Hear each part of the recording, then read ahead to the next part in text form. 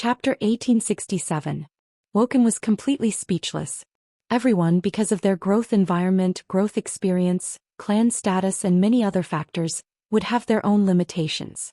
Woken was very smart, otherwise he would not have become Sal's main think tank. He also had his limitations.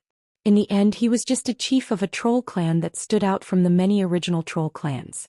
The trolls had lived a hard life in the past 25,000 years. From the world's largest race in the distant past, with two great empires across the entire ancient Kalimdor continent, they had become small clans in a corner. Of course he could ignore the other troll clans, but what really alerted him was what the Alliance had done. The Alliance was not a peaceful organization. They had completely destroyed Zhou Xian, located in the southeast of the Long Song Forest, and Zhou Xian, located in the east of Stranglethorn Vale.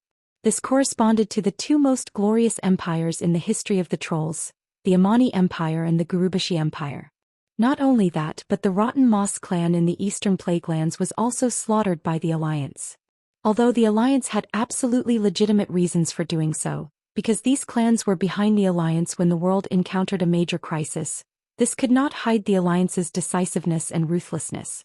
Once again, it proved that as long as the line of justice was crossed in the hearts of the Alliance would mercilessly destroy it. Times had changed. In the past, in the era of cold weapons, the trolls could still fight against magic with their numbers. Now, whether it was the Alliance's terrible flying fleet and other hot weapons, or the highly developed magic network civilization, they were not something that mortal creatures could resist with their bodies alone. As soon as Sal reminded him, Woken immediately realized that the tribe and the several races that had joined the tribe were in a very dangerous situation. Woken was discouraged. Backstop? Backstop for what? Sal smiled bitterly. The Alliance and the Dragon Guardian of the Sleeping Dragon Temple made a plan to deal with the Terminator, Neltharion, and I was needed as a backup. Dino, old friend, now the tribe, or the orcs and other races need a righteous title. Only by obtaining this title, no matter how bad the tribe is in the future, will the orcs and other races not be defined as evil races. This was a fight for a gold medal. Woken frowned. What about the tribe? Will you come back? When Woken asked the question for a moment, Sal almost blurted out, I'll be back. But the opposition of the Nagrand orcs, the difficulties from his compatriots, all sorts of bitterness from the past surged into Thrall's heart. Sal suddenly felt a little lonely when he thought about how he had been forced to abdicate after making outstanding contributions to the tribe for more than 10 years. Moreover, the noble and great cause of wanting to do something for the world of Azeroth was even more attractive to Sal. Sal finally replied, I'll think about it seriously. But only after this world has escaped from the crisis of extinction. It wasn't the answer Woken wanted to hear the most, but it was better than nothing. Wajin turned around and left. Before he left, he waved his hand. Well, before that day comes, the Darkspear troll will endure. The noble leader of the trolls seemed to hunch a little more. Sal let out a long sigh. This time he wanted to persuade Wajin to lead the Darkspear trolls and temporarily return to the tribe. Unfortunately, neither he nor Woken could convince the other party. Seeing destruction and desolation, Sal felt a sense of desolation. Leaving the Echo Islands and coming to the land he named Durotor, Sal finally took out a small crystal shining with arcane brilliance from his pocket and pinched it. Duke, I'm ready. A second later, a portal with a blue border opened, and Sal walked in without hesitation. The brief discomfort caused by the teleportation quickly passed and Sal looked around. The huge hall wasn't completely empty, but everything was huge in size. Volcanic lava and black stones were everywhere, and above that were the metal creations and decorations with the style of the Titans. Because this was the Obsidian Dragon Holy Land in the northwest of the Dragonbone Wilderness, it was also the nest of the Black Dragons.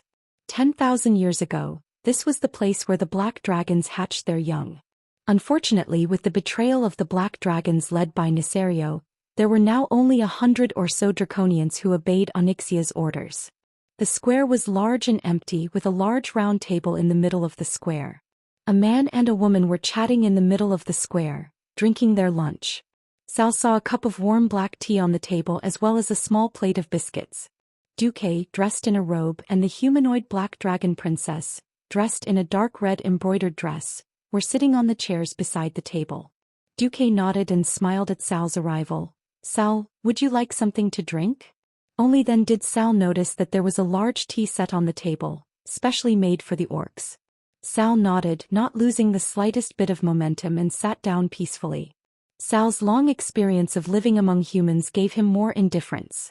He had not experienced the life of the Lordaeron nobles. But because of his quietness and tame, he was brought into noble balls or tea parties more than once as a slave gladiator champion. Although drinking afternoon tea did not seem to match the rugged appearance of Sal, there was a subtle sense of harmony here. "Oh." Onyxia tilted her head in surprise. Sal took a sip of the black tea, put down the cup, and deftly turned it with his fingertips. He knew very well that the initiative of the conversation was not on his side, so he took the initiative to speak. "Duque, what do you think of the tribe now?" They had known each other for more than 10 years and fought side by side many times. It was not brotherly love, but at least they were very familiar old friends. Sal knew how to deal with humans very well. Duque knew that lies were meaningless to a smart leader like Sal, so he told the truth. "Dangerous, arrogant, and conceited. The tribe led by Gurus is like a powder keg and will explode at the first opportunity." Powder keg? What a vivid metaphor. Sal smiled bitterly. Once a powder keg exploded, he would definitely be dead. The problem was that it would also blow up the people nearby. This was a classic case of harming others and oneself. Duque raised his hand and curled his lips, seemingly a little indifferent.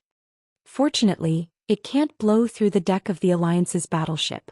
Sal now knew the Alliance's attitude better. Disgust, vigilance, but not the slightest fear. Once free, they could clean up the current tribe at any time. Sal sighed. "Then Duque, do you hate orcs?" Chapter 1868. Duque waved his hand. "Personally, I have no prejudice against any race. I admire the words of a great man. He said, 'I've seen the dirtiest humans and the noblest orcs. I'm not the only one with orc heroes like Grom. The Alliance has also accepted the Draenei. You have to know that they come from the same origin as the Eridar race that we call demons.' Duque, you have a forgiving heart. You are indeed a great leader," Sal said with absolute certainty. Duque was a little embarrassed. This was just like the legendary mutual flattery in the business world. Duque spread his hands. "I can temporarily suppress the conflict between the Horde and the Alliance in Grey Valley. I can even get the Night Elves to give up a forest area to meet the Horde's logging requirements, but the Horde must talk to the Alliance through formal diplomatic channels. Sal, I know what you want to ask, but I won't give you any promises. The Alliance is the Alliance. This is an organization formed to fight against evil with militarization as its core. Our purpose has never changed. Whether the Horde becomes the enemy of the Alliance and all of Azeroth depends on the Great Chief of the Horde."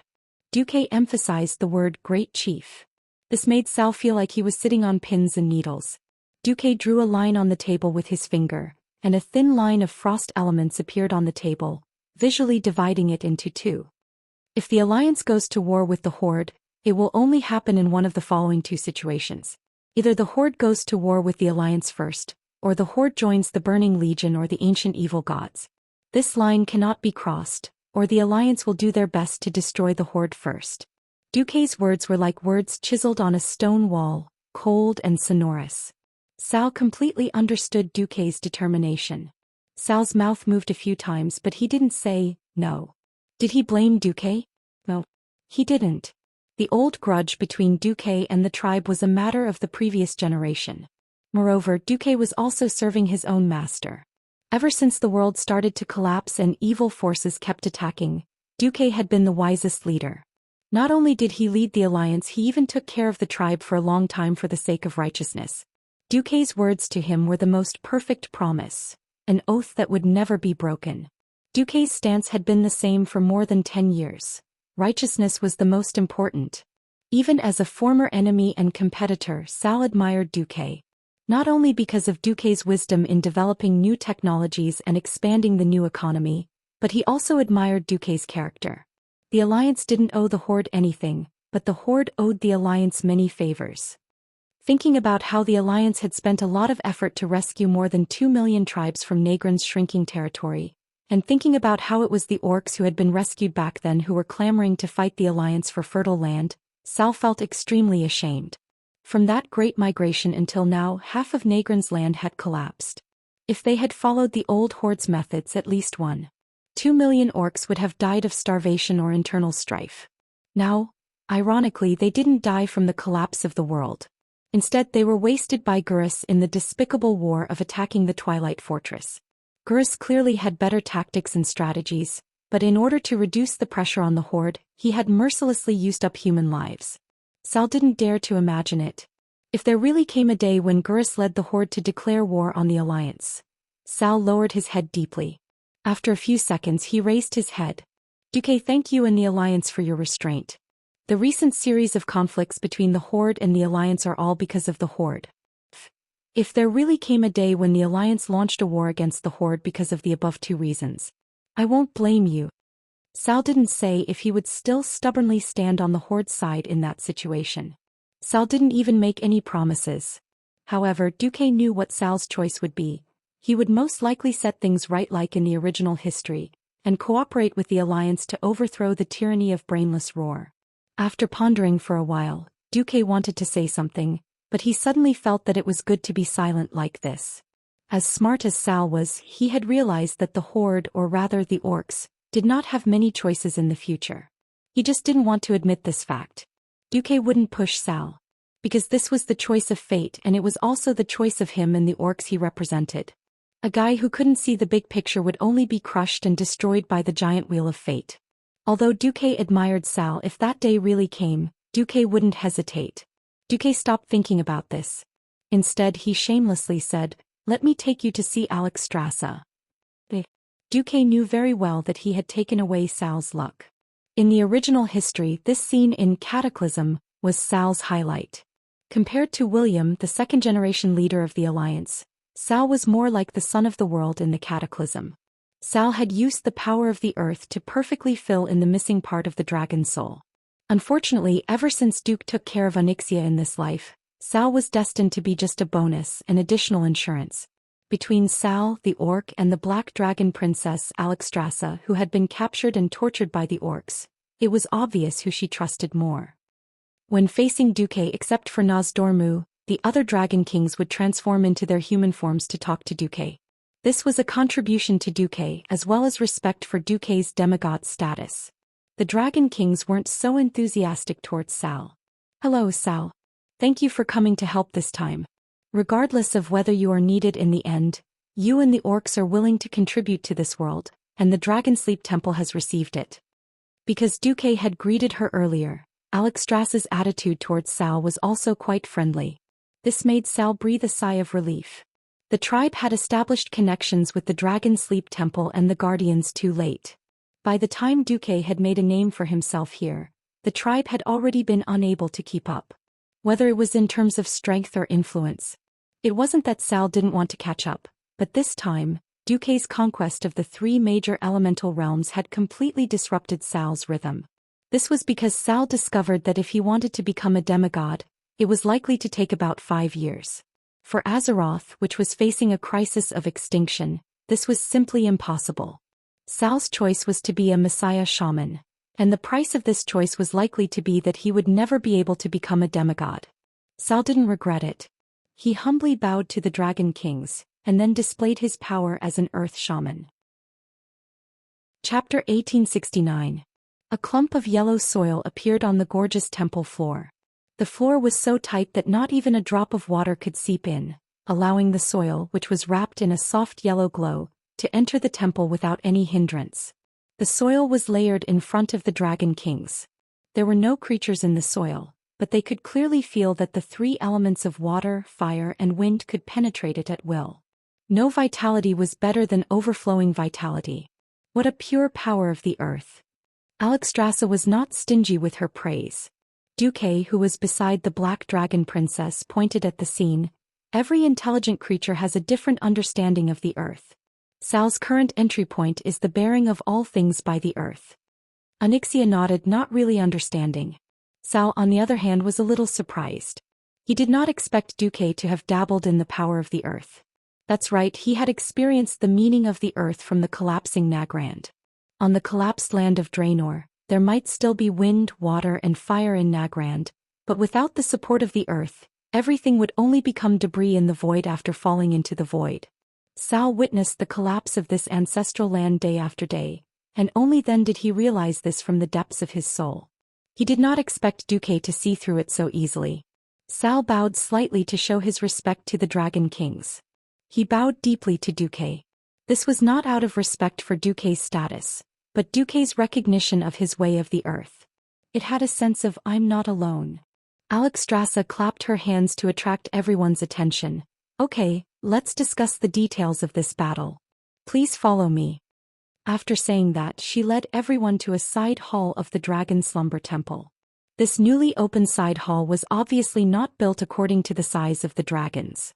It was 5 meters high and could only be used by small and medium-sized creatures, such as humans and orcs.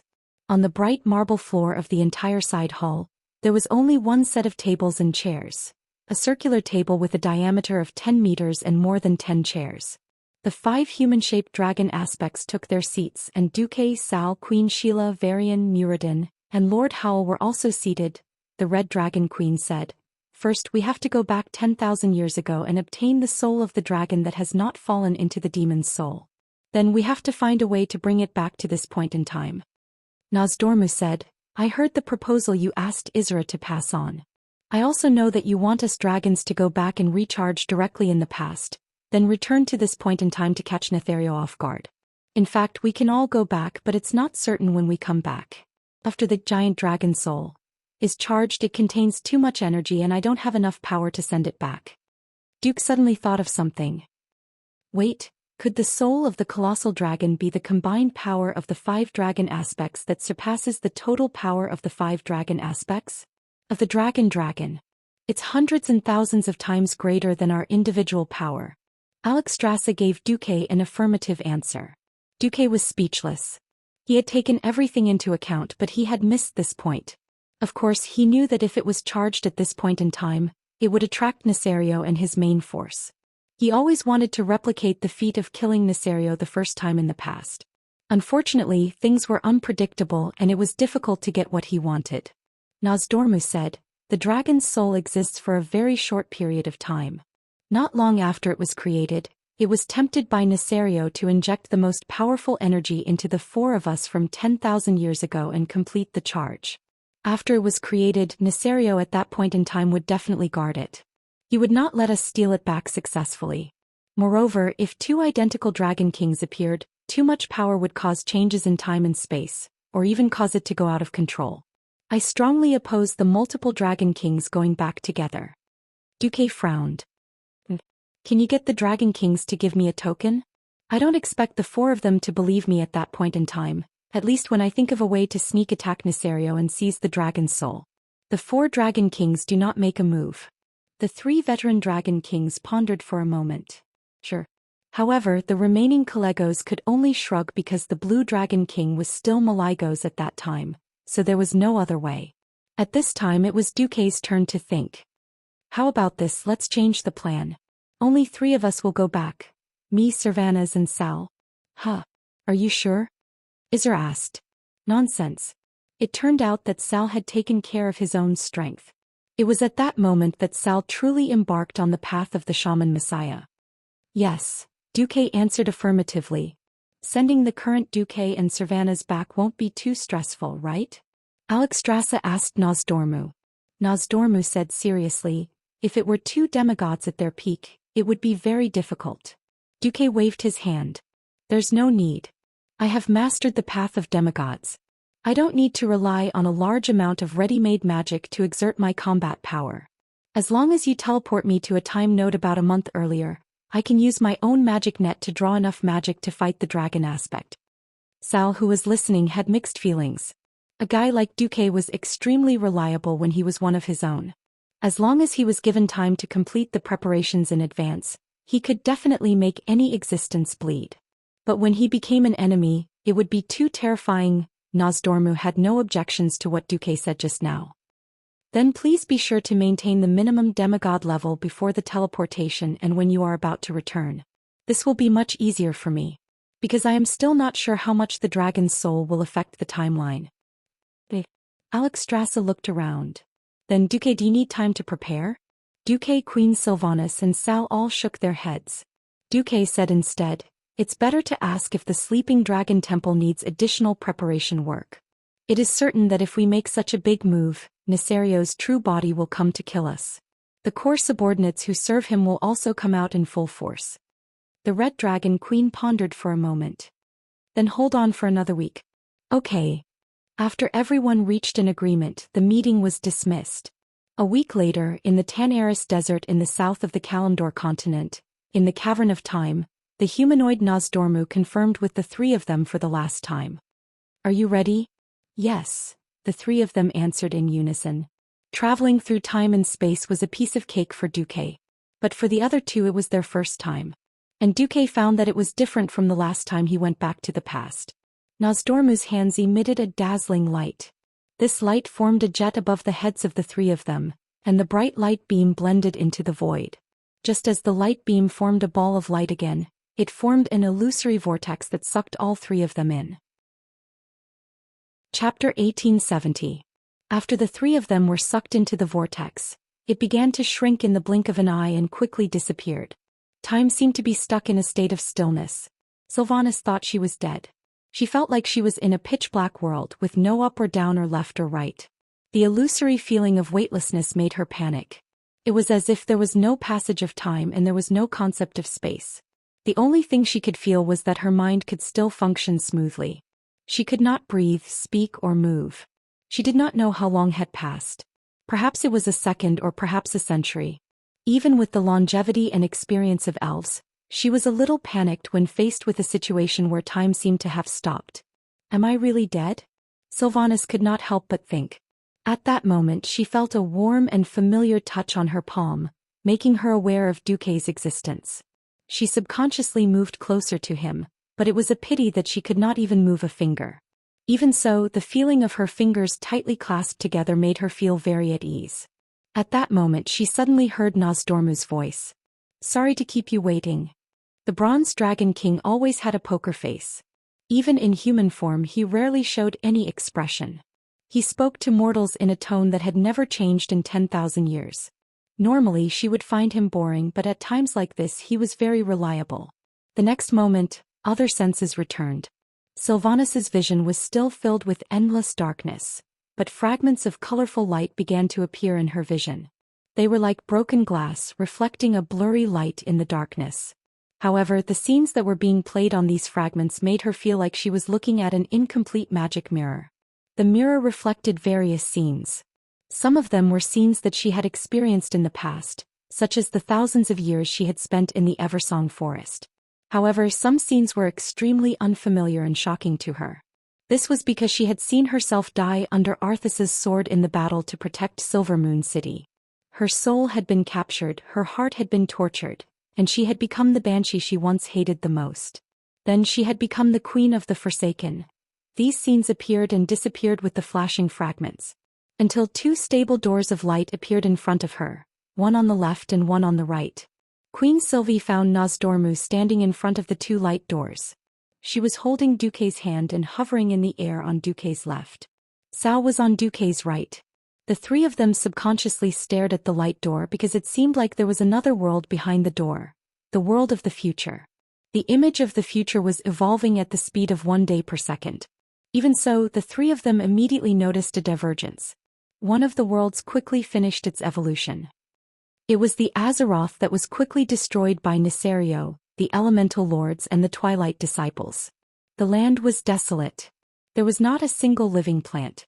The ground was littered with the remains of dead humans and orcs. Tens of thousands of years of intelligent life had come to an end. However, the other world seemed to have continued. Azeroth seemed to have been destroyed by the combined forces of Nisario and the 4 elemental realms. The Horde was also destroyed. However, a small number of the Alliance's elites began interstellar travel. In the light door, the three of them saw Duque's figure. Duque was commanding the evacuation of the people and soldiers. Some boarded the Dreenei's spaceships, while others evacuated directly to an unknown planet through the dark door. After that, the Burning Legion followed like shadows. Duque led everyone to fight and retreat. Although the end result was still destruction, they had at least held on for 100 years. Originally, the three of them wanted to see more, but who knew that Nozdormu would raise his hand? Savannas and Sal turned into streams of light and flew backward. Forward was the future. Backward was the past. Nozdormu only left Duque behind. Do you know why I left you alone? Duke Marcus. Nozdormu seemed very calm, be it his voice or his appearance. Duque felt that this bronze dragon king seemed a little excited. As the guardian of time, I have faithfully discharged my duties for 25,000 years. Next I will tell you a secret. I would not have said it until the end of the world. Duque suddenly felt a little nervous. For the first time, Nozdormu's poker face, which had never changed for 10,000 years, showed an excited expression. As the guardian of time, whether it is the future or the past, everything is within my observation. In the first few years when I started to fulfill this duty, I was extremely excited, because I could freely observe any part of the past or the future. The unknown past and future satisfied all my curiosity and desire to explore. Unfortunately, after a few hundred years I got tired of it. I am the guardian of time, and any action that causes a large change in history has to be corrected by me.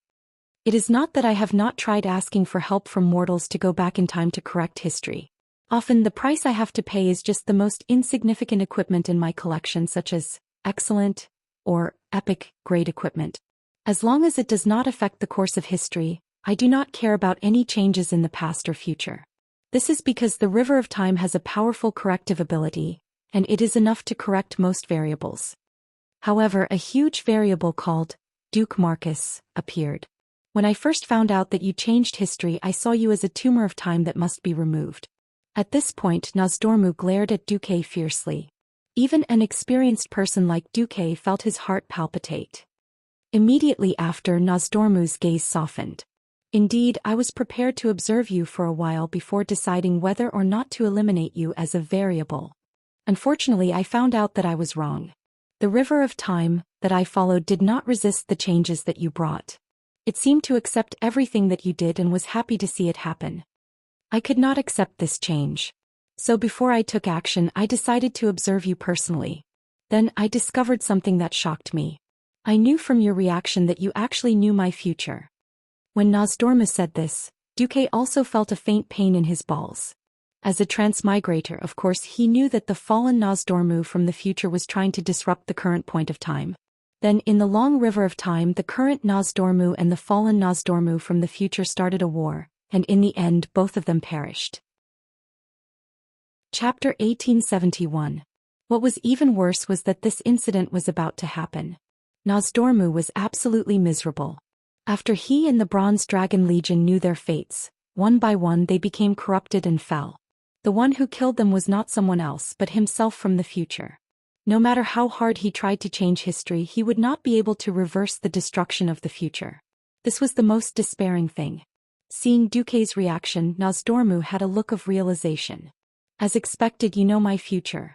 Duke Marcus, can you tell me your true identity? In my eyes, you are an anomaly, a variable that should never exist. I wanted to drive you out of the Azeroth timeline, but I finally realized that it was the world of Azeroth that brought you in order to change the future. This time it was Duque's turn to be speechless. He had never thought that there would be so many secrets to his transmigration. Nozdormu sighed. To be honest, it was because of that end. I was angry. I fought. I complained. I was in despair. But ever since you appeared and gradually stood at the peak of the world stage, using your wisdom and strength to influence the future of this world, I have new hope. Nozdormu floated closer to Duque. For the first time he showed an expression that should have been a smile. Hope.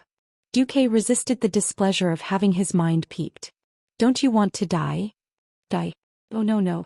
I don't have that concept anymore. What I'm tired of is the unchanging time itself. It's too boring. Duke Marcus, you are already a demigod.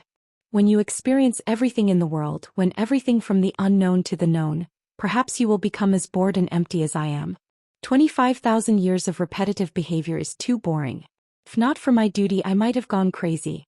In the future, I might have fallen that way. So I'm just eager to see variables. Variables? Yes. As long as I protect this world, I don't mind seeing variables. Because it will bring me joy.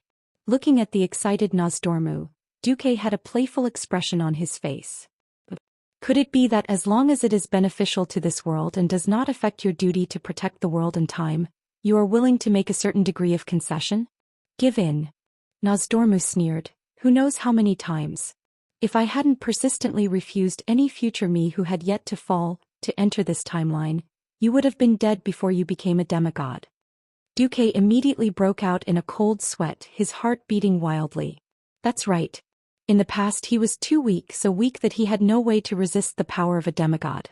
If a future Nozdormu appeared before he became a demigod and wanted to fix him, he would not be able to resist. One had to know that Nozdormu's main body was extremely powerful. Even a demigod like Nesario would be slowed down by 20% under the erosion of his time magic. If Duque had encountered him before he became a demigod, he would probably have been directly sent into the abyss of time. Duque bowed deeply to Nozdormu. Thank you very much. I owe you a favor. If there's a chance I will return it. No. You've already returned it. Nozdormu seemed to be in a good mood. Let me give you a hint, Onyxia. Ah. Duque was stunned and suddenly understood. Just as he was about to say something, Nozdormu laughed and pushed him in the chest. Countless fragments of time turned into streams of light and flashed forward in Duque's field of vision. Meanwhile, Duque himself was violently pulled back by a mysterious force. In the middle of his field of vision he only saw Nozdormu with a mysterious smile. He raised his right index finger and made a gesture at him.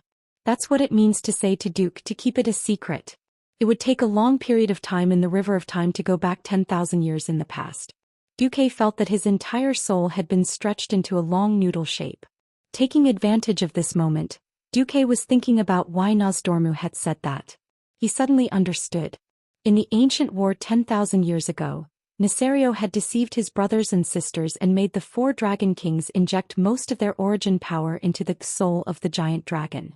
That was how the dragon nuclear bomb was created, which directly turned dozens of demon legions into ashes. The strength of the 4 dragon kings who had been injected with most of their origin power had also fallen greatly. It was not until Duque destroyed the soul of the demon in this life that the dragon king's power was restored to its original state. Even so, they were still dragon aspects during this period of 10,000 years. In the original history, in order to kill Nesario, who was in a state of madness and had entered the source of Azeroth, the 4 dragon kings had no choice but to use all their power in the soul of the giant dragon. After all, although Thrall had filled the vacant position and successfully activated the soul of the giant dragon, the power of the dragon aspects could only be extracted from the 4 dragon kings.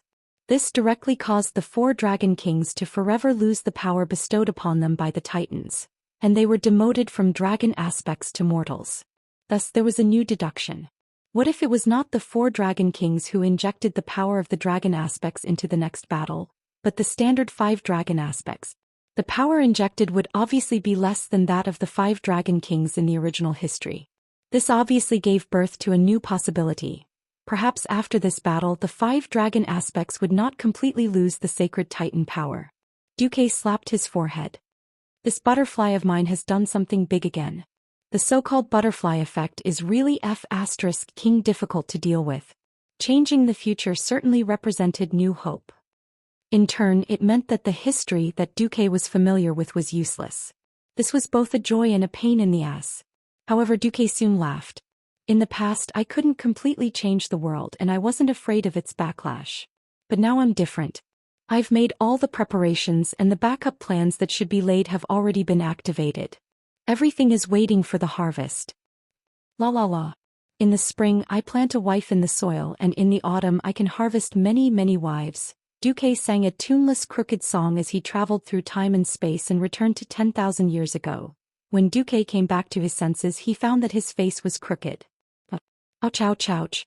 If it were someone else, Duque would have directly sent that 5 fireballs divine sect to teach him a lesson. However, the person who twisted his face was Queen Sylvanas, so there was nothing he could do. But Queen Sylvanas? Tell me what's going on with that forgotten queen. Sylvanas suddenly showed her might. Chapter 1872. The Forgotten Queen, the Undead Queen, was the chief of the entire tribe at the most glorious time in history. She had always been brave and determined, but who knew that her withered heart also had a soft and fragile side, and that her dried-up tear ducts could also shed sad tears? who could understand her loneliness. In order to reunite her sisters, she had once tempted Xianxia to become the same existence as her. Unfortunately, Xianxia had come to her senses at the last moment. When Legion descends, her eldest sister, Aurelia, returned, and the allied tribes joined forces to fight against the Burning Legion. How did she deal with herself? Perhaps it was the sorrow buried in the deepest part of her heart that made the legend of Queen Sylvanas even more touching. Duque's hesitant expression made Sylvanas feel as if she had been pricked by a needle. Her body trembled. "You really know something?" Nozdormu refused to say. "What about you?" There had never been a hero who was really stupid. You could lie for a while but not forever. Speaking of which, Duque did not really intend to lie to Sylvanas. When he came back to his senses, he found that Sal was not by his side. Duque shrugged. "What do you want me to tell you? That Sylvanas in the other parallel to the main world died in the battle to defend Silvermoon? And then continued to exist as the Forgotten Queen?"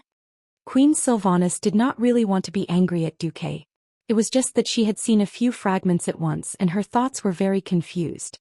She was stunned for a moment. Duque took the initiative and hugged Queen Sylvanas. Without a word, he gave her artificial respiration.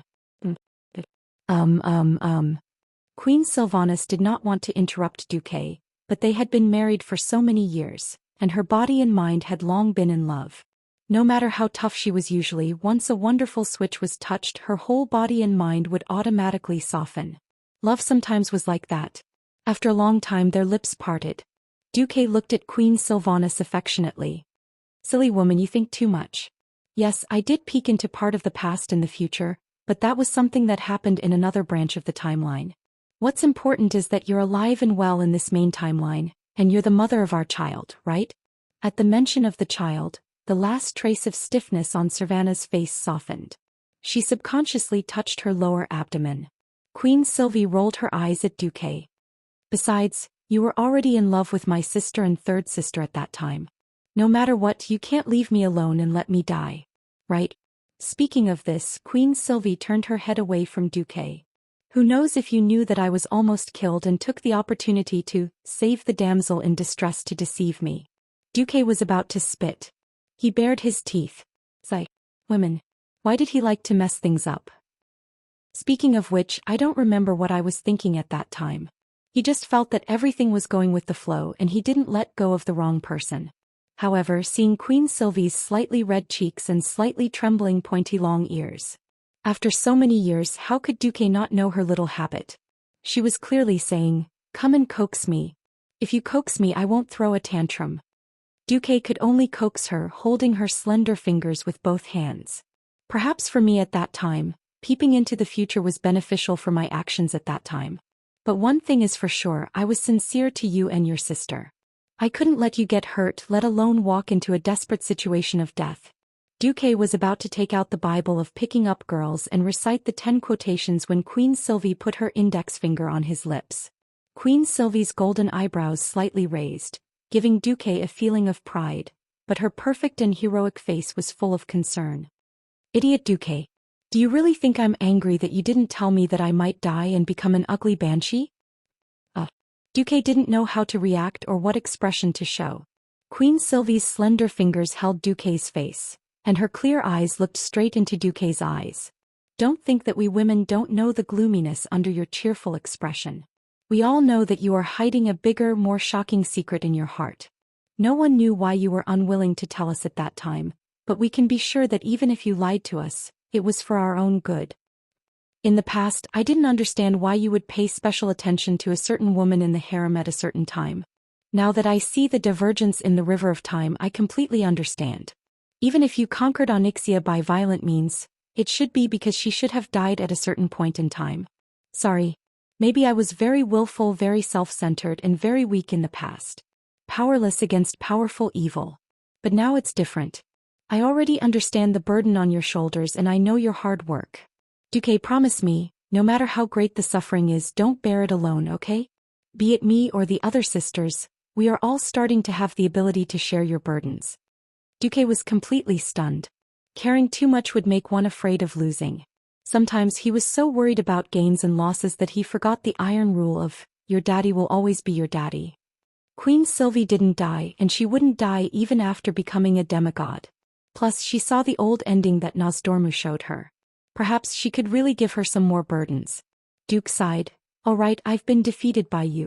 Then help me think of a way to steal the giant dragon's soul, without changing history. You have to know that we have returned to 10,000 years ago, and changing history will affect 10,000 years later. For example, if you come back and deal with Tyrant. Queen Sylvie's beautiful eyes turned. Where's the trust? Duque could only pretend to laugh dryly. All right, I'm not here to keep an eye on you. I don't have the mood to restrict a man like you to death. Queen Sylvie's eyes revealed a strange light, and she took the initiative to change the topic. Actually, I think we just need to give the dragons a hint. Hint.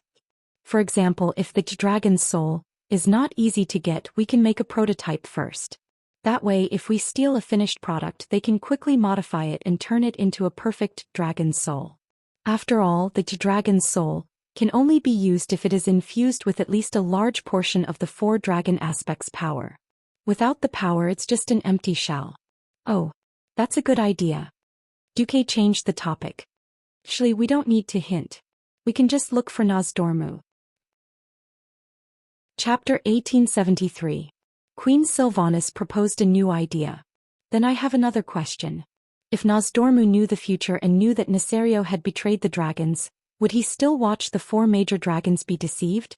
Would he let Nesario betray the law of protection, and he himself would adhere to the death principle of not revealing the future that the Titans gave him? Wouldn't Nosdormu make any decision at any time, but in fact, it would be a decision made in the known future? This sounded a little roundabout and nerve-wracking.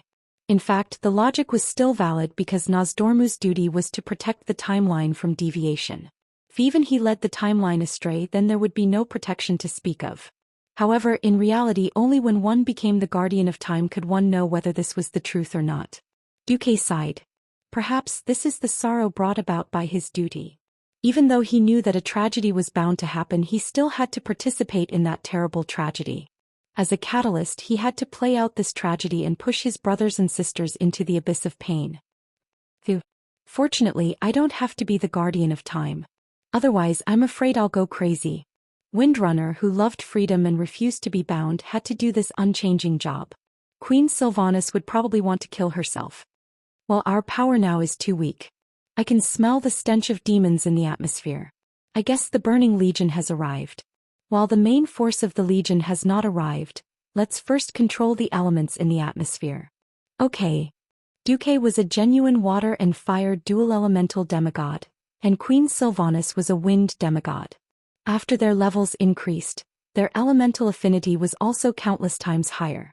At this point in time, Ragnaros and Alkir were still alive, so naturally, they could not extract the elements of the 3 major elemental realms.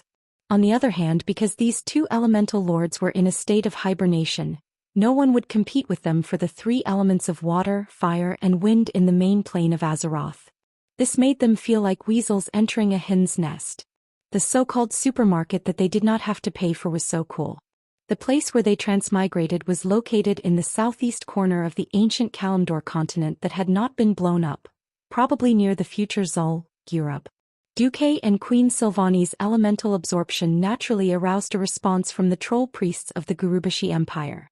Indeed, there were priests who were not afraid of death and led the trolls to investigate, but Duque used a bunch of hands of magic on them, combining the simplest and most violent demigod level, fireball, into a sickening meteor shower, teaching the crazy trolls that humans are dangerous.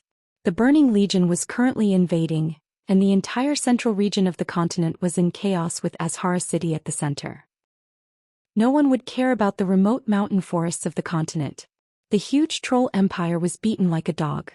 When Duque had absorbed enough elements, he realized that he had gone overboard. I seem to have accidentally killed tens of thousands of the troll empire's elites? Duque was speechless. Well done. Queen Sylvia gave a thumbs up. She was simply fanning the flames. Duque slapped his forehead. Back in his time, the Amani trolls had been exterminating for years. It had been so long that he had actually forgotten that the high elves and the trolls were mortal enemies. By the way, don't you still have 2,000 years before you run into the Amani trolls who have nothing to do with the Gurubashi Empire? Damn the trolls. Queen Silvani said stubbornly. If I have time, I don't mind going to the Amani trolls again. Duque slapped his forehead. Fine, you have the biggest breast. You have the final say. After absorbing the elements, they were genuine demigod level again. I found Thrall. Queen Silvani was a little excited. The wind element told me that he's in the Cavern of Time in Tanaris. Huh. Thrall really has ideas. Duque could not remember how Thrall got the dragon soul in the original history. Clearly, after being teleported to this point in time, Thrall had his own ideas. At the same time, outside the Cavern of Time, Thrall was struggling. He was stopped. He had spoken until his lips were sore, but the Bronze Dragon Legion did not let him in. They did not even want to listen to him and kept driving him out. Thrall felt extremely bitter. This was the disadvantage of not having a good relationship with the Dragon Slumber Temple. This was because Nozdormu had indeed given them a token, but that thing was in Duque's hands. If he returned to 10,000 years ago and did not perform well, then he would still be that insignificant orc in the eyes of the dragons. Just as he was about to reveal some spoilers of what would happen 10,000 years later to attract the attention of the Bronze Draconians, a familiar aura suddenly came from the portal behind him. Duque Sylvanas, you're here? Not knowing whether it was melancholy or relief, Sal heaved a sigh of relief. Well, since everyone is thinking the same thing, I'll leave it to you. I'll help you. Thrall was carefree. He wanted to show off, but that did not mean that he wanted to anger Duque. In the situation where he could not contact Duque, he was free to do whatever he wanted. But since Duque was here, he would be overstepping his boundaries if he acted recklessly. Duque glanced at Thrall and suddenly said, "You know what? What we did 10,000 years ago is very likely to affect 10,000 years later." Thrall was shocked and asked, "Then what if we go too far? The Bronze Dragon clan will send out pursuers who will use special methods to kill us in the River of Time." Of course, for the original plan, they should send a second group to try to get that thing back. Thrall was silent. Duque knew that he was in a heavy mood, but he still needed to give him a warning. Remember, history may be changed and fine-tuned. What is truly irresistible is the general trend. General trend? What was the general trend? This word could make Thrall think for a long time. Only Duque himself knew that this was Azeroth's determination to unite the various races against the Burning Legion. Only by defeating the demon army led by Sargeras could the planet have a way out and all races continue. No matter who it was, if they resisted the general trend, they would only be crushed by the wheels of history. Duque would not tell Thrall. Facing the guardian of the Cavern of Time, Duque gently raised a special badge. Feeling the power of the badge, the bronze draconic man immediately became respectful, and immediately ran to report. A moment later, Duque and the other two were brought to a desolate cave. There was nothing but sand. Suddenly, a huge sand dragon formed in front of the three of them. "Speak. Did the future me ask you to cause trouble at the time node I'm guarding?" Chapter 1874. Nozdormu was still the mighty and domineering sand dragon. His tone was also full of majesty. If Duque was still the newbie who had just transmigrated, he would probably be scared speechless when he saw such a huge dragon aspect. Unfortunately, as someone who had made a name for himself in the hellish world of Azeroth, he had long been used to facing a giant boss and could only see its toes. Duque was not affected by this kind of majesty. Duque was not afraid at all. Beside him, Queen Sylvanas raised her hand, and the three of them were lifted into the air by a gentle wind. They were level with the dragon's head. Hee. 2 demigods, 1 earth messenger. I'm starting to wonder if my future self has a screw loose.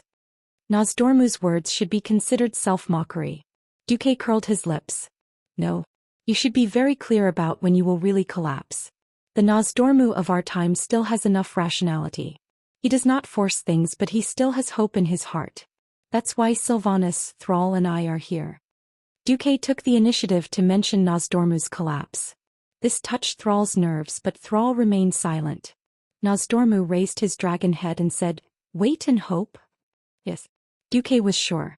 Nozdormu's eyes, which were made of sand, suddenly bloomed with divine light.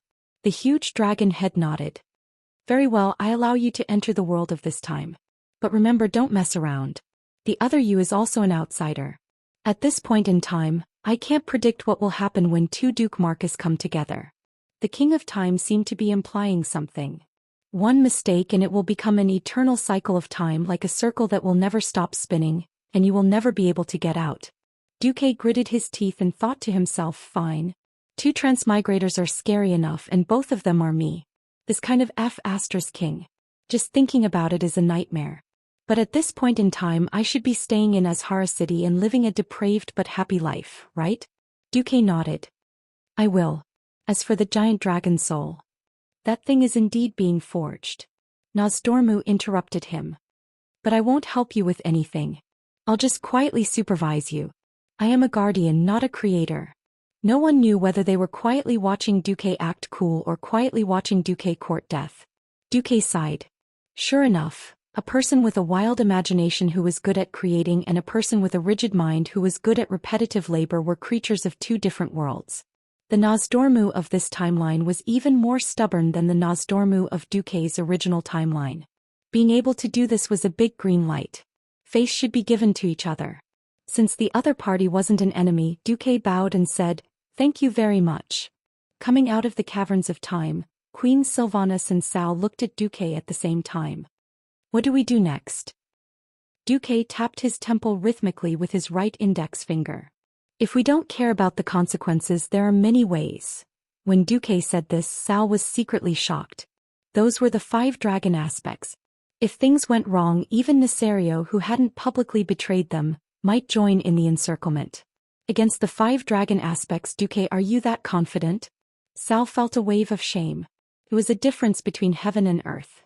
He once wanted to break through to the demigod realm and truly make the tribe invincible. Unfortunately, the situation changed too quickly. Before he had time to break through to the demigod realm, Duque had already cleared the turmoil in the 3 elemental realms and ruled the 3 realms. And Gurus, whom he had to trust, had messed up the tribe. Thinking of this, Sal felt the deepest sense of powerlessness.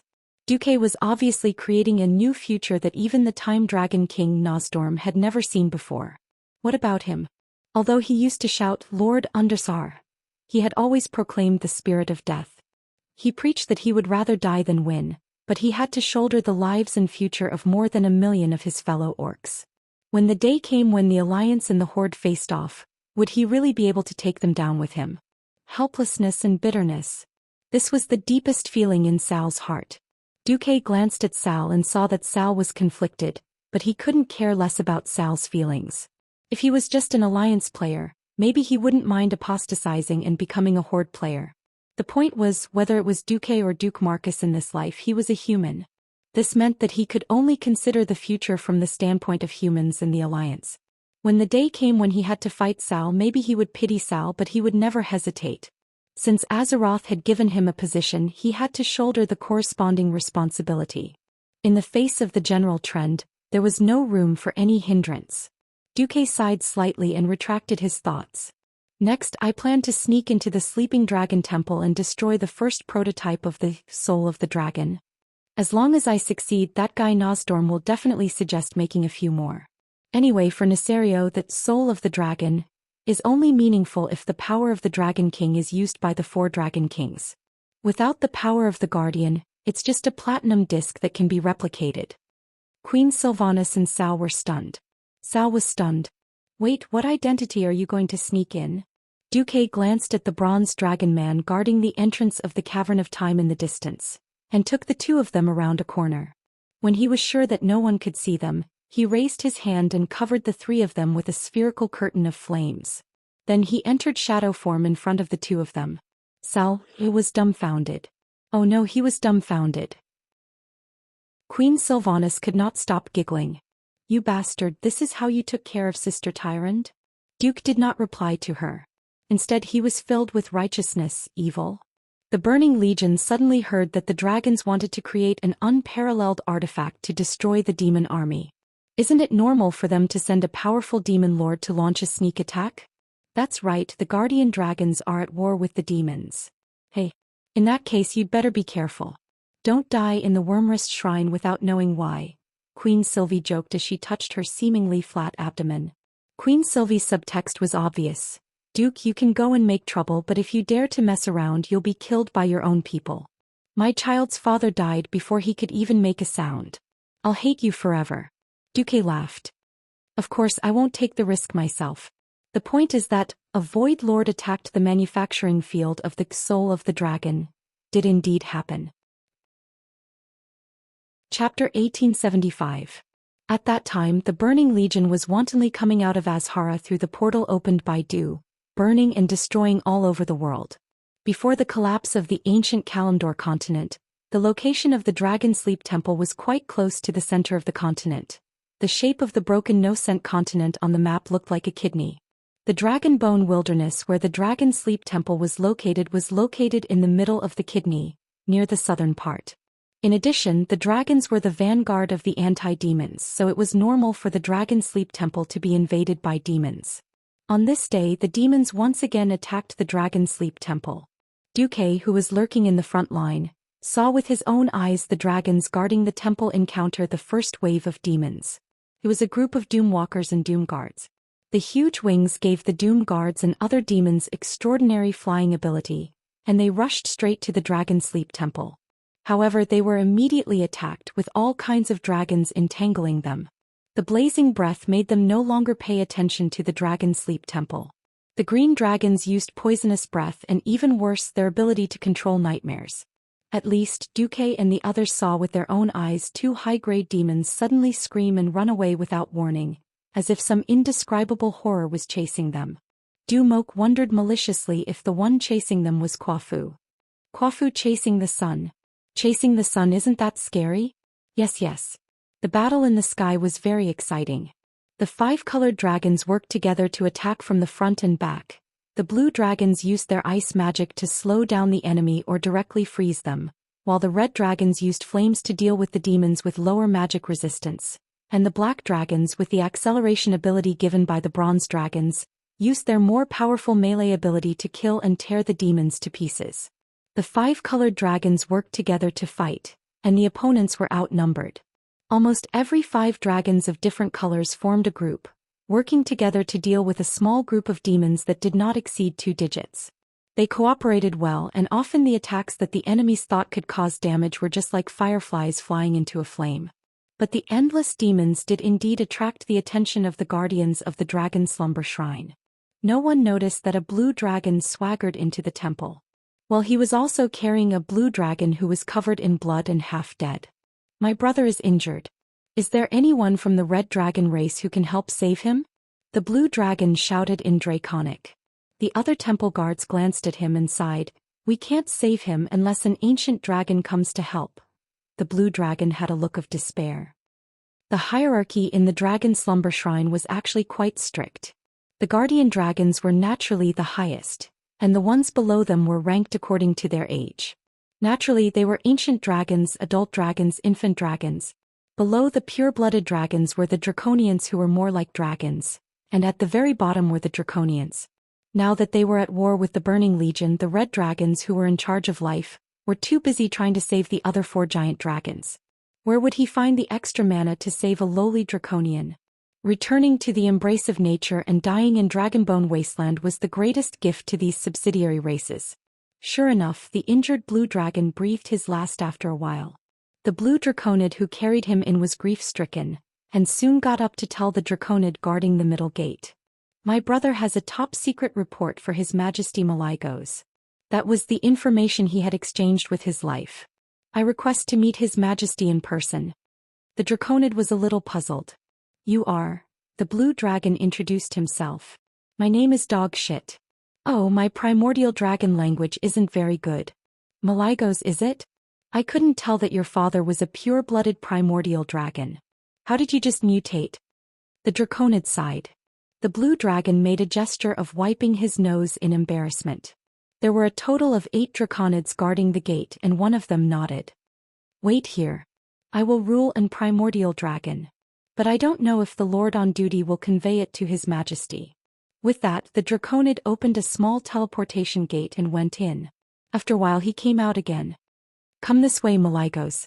The blue dragon bared his teeth, feeling that he had been too smart for his own good. The draconid led him into a subspace, through a long spatial corridor and to a side hall.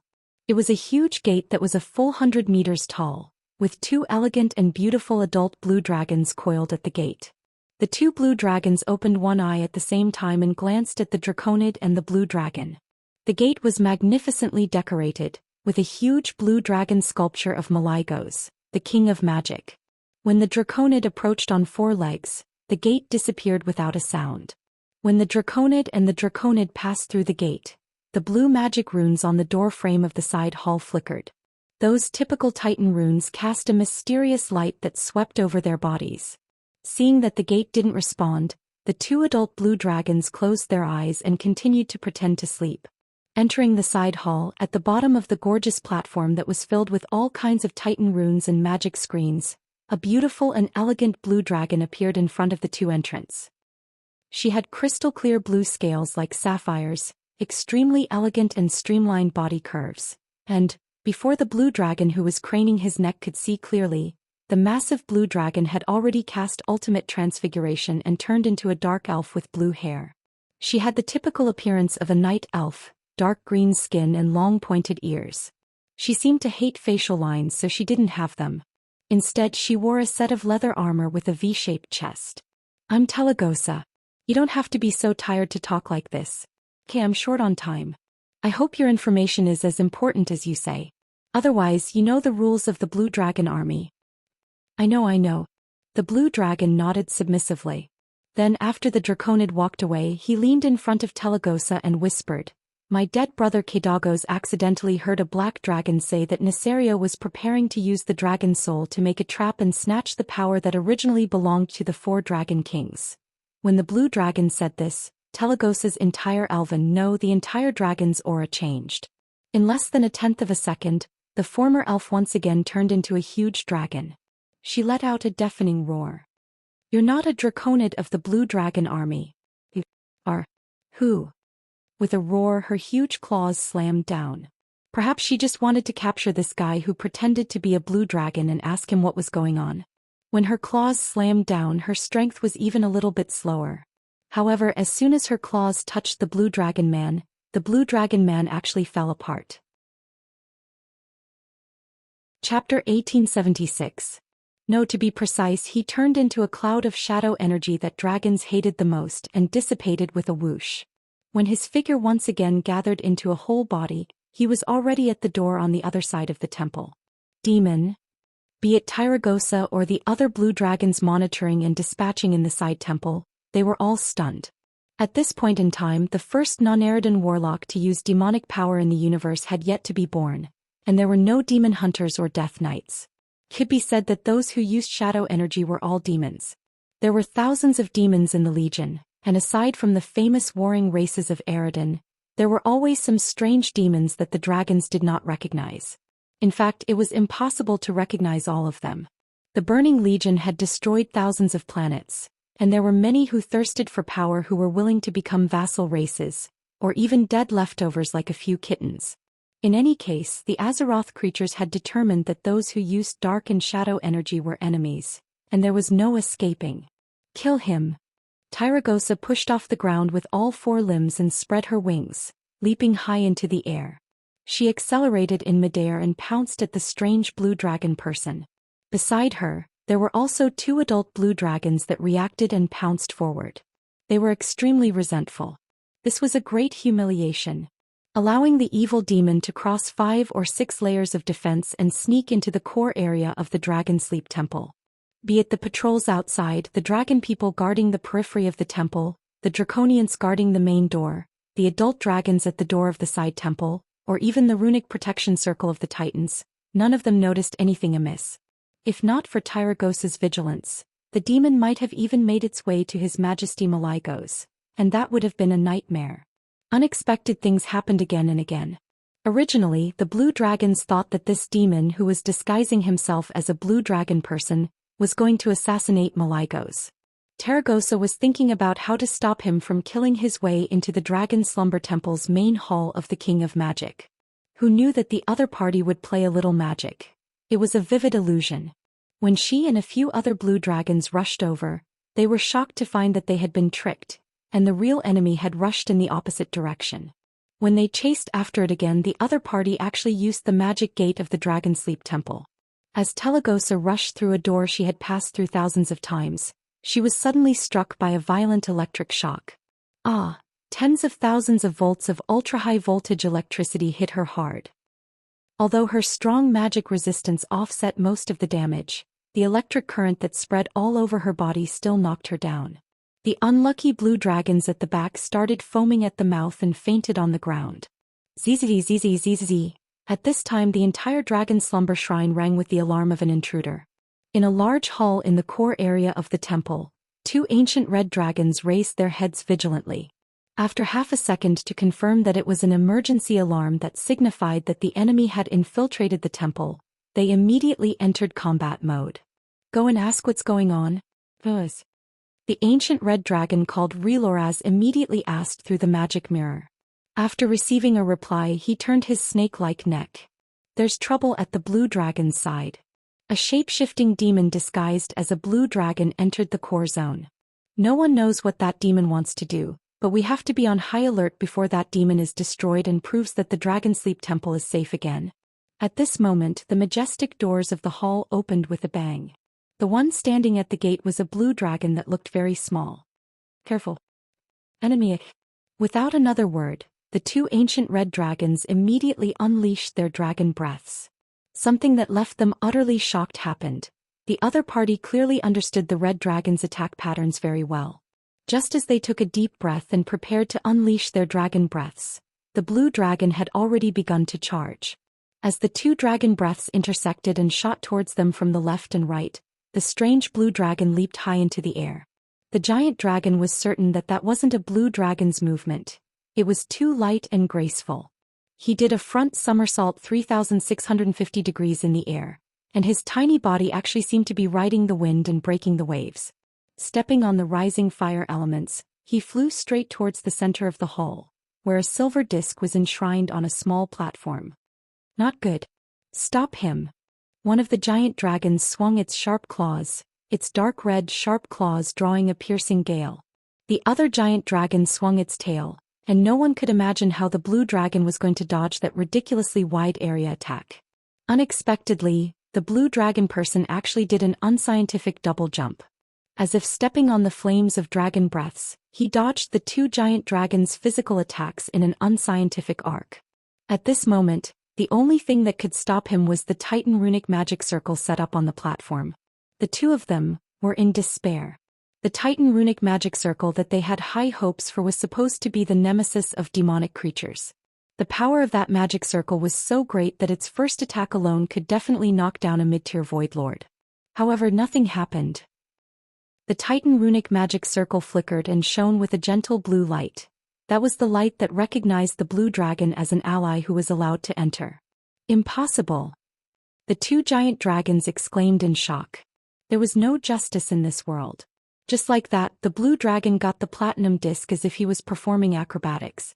Time seemed to be completely frozen at this moment by something called fear. Bye-bye.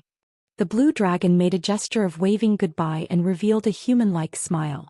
Naturally, such a smile was a complete mockery to the two ancient dragons. Without giving them time to react, the blue dragon immediately activated Flash. In the world of Azeroth 10,000 years later, any mage could use this move. But at this time and place, this move had scared away the souls of the two ancient red dragons. Magic was not common in this world, and only the dragons and the high elves truly mastered magic. However, there were many magic restrictions in the Dragon Sleep Temple, which were high-end things on the level of the Titan runic magic circle. Apart from existences on the level of the ancient blue dragon, no other giant dragon could use it at all. Under the double suppression of the Dragon Sleep Temple's spatial restriction and magic restriction, even the strongest of the dragon race could only use the most basic melee and dragon breath. This guy who looked like a blue dragon was really going to ascend to the heavens. However, this guy treated the Dragon Sleep Temple as his own backyard and was very familiar with it. The group of giant dragons chased him for 2 circles before losing him. After hearing the news, the 5 great dragon aspects were both shocked and furious. Traitor. There must be a traitor. Maligos was almost mad because the other party had perfectly broken the magic restriction that he had personally set up. This was like slapping his dragon face with a slipper. What did we lose? Alexstrasza asked coldly. A platinum disc that was prepared to be used to make the dragon soul. At this moment the Earth Guardian Dragon Nisario looked unnatural. Chapter 1877. For a moment, Telegos's heart went cold. As one of the ancient dragons, she certainly knew about the top-secret plan of the Dragon Slumber Temple. In theory, there were quite a few dragons who knew that the 5 dragon aspects were going to use the Dragon Soul to create a dragon power nuclear bomb. It was precisely because their conventional combat power was insufficient and the losses were too great that they had to make a big killing weapon to blast the demons. Nisario had informed the Dragon Kings in advance that they had to inject a considerable amount of power for it to be effective. After that, the Dragon Kings would be in a weak state for a long time, so it was necessary to protect them. When the Dragon Kings were doing things, the ancient dragons would naturally help to watch the scene. At this point in time, there were at least 50 ancient dragons of each color who knew about this. Malygos scolded a traitor, but he really did not know how to deal with it. Alexstrasza also felt a headache. Now that a great enemy was in front of them, it was time for the Pentashade dragons to unite. If they really interrogated as Malygos did, it would definitely cause a serious crack in the unity of the Pentashade dragons. Wait. Malygos, before dealing with the so-called traitors and derelicts, shouldn't we first determine the losses? Yes, that should be the case. Being asked by Big Sister, Malygos finally recovered from his state of anger. Is it really just a platinum disc? The Red Dragon Queen asked worriedly. To be precise, because of the invasion of unknown demons, we need to replace most of the temple's magical protection system. At the very least, all the password techniques have to be reset. No one wants a powerful demon to come in and cut off our heads while we're asleep, right? Malygos added. Alexstrasza turned to look at the Black Dragon King. Can we make another platinum disc that was prepared to be used as that thing? Nisario's dragon heart was thumping rapidly. Under the gaze of all the Dragon Kings, he could only show an indifferent expression. Although it's a little troublesome, my answer is that of course it can be done. Before we inject the Titan divine power of the 5 Dragon Kings, that thing is just a tough enough carrier. Then make another one. The Red Dragon Queen decided. This time, brother, after you make another one, I want to personally guard this thing. Malygos took on everything. Alright, as long as you like it. Nisario seemed a little helpless. At the same time, on the peak of the snowy mountain where the Ice Crown Fortress would be built 10,000 years later, Queen Sylvie and Sal finally saw Duque. You succeeded? When the two of them saw the smile on Duque's face, they already had a rough idea of what was going on. They were just making a final confirmation. Duque smirked and took out the platinum disc from his robe that was emitting a magical aura. Around the disc, there was a layer of faint arcane energy enveloping it. When I, your husband, set out, when have I ever failed? Duque chuckled. Then, shall we go back now? Sal asked. Duque shook his head. We'll only mess things up if we bring it back. Then what's going on? Queen Sylvie frowned. He had to admit that even when his wife frowned, she was still so beautiful. Duque smirked. Do you know how the soul of the dragon became the soul of the demon? The two opposites shook their heads.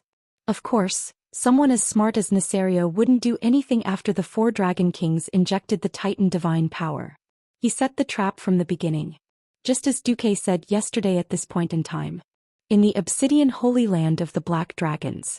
Nisario grimaced as he peered at the shrunken figure below, only to see that the guy's rising and falling chest was firmly clamped by the stone nails. But the little man completely ignored it as he struggled to get rid of the shackles. The tattered red and black robe and the gorgeous and dazzling fragments of golden armor hung scattered around his strangely shaped torso. He had 2 goat-like horns on his head, a deep red face, a wide mouth and sharp teeth that resembled those of a dragon. The pair of purple-black eyes were like 2 dark abysses that wanted to engulf the guy who imprisoned him. Unfortunately, he definitely did not have the power to match the Black Dragon King's will. In addition to being nailed, the long-horned monster was also shackled by thick chains on the ground. These chains had been specially reinforced to fix his hands and feet to the stalagmite. The prisoner's mouth moved a few times from time to time, as if he was shouting something, but no sound came out. However, he didn't give up, especially when he saw the dragon approaching. Immediately, the prisoner's angry, shrill and incessant curses rang out in the secret chamber. My Lord Sargeras will make the black dragons bleed like a river. He will make your skin into a trench coat and wear it. He will feed your flesh to the dogs. He will seal your soul in a bottle forever and torture it wantonly. Nesario blinked and used a spell to make his Void Lord prisoner lose the ability to speak again. In order to capture this mid-tier Void Lord, the Black Dragon King and his subordinates had put in a lot of effort.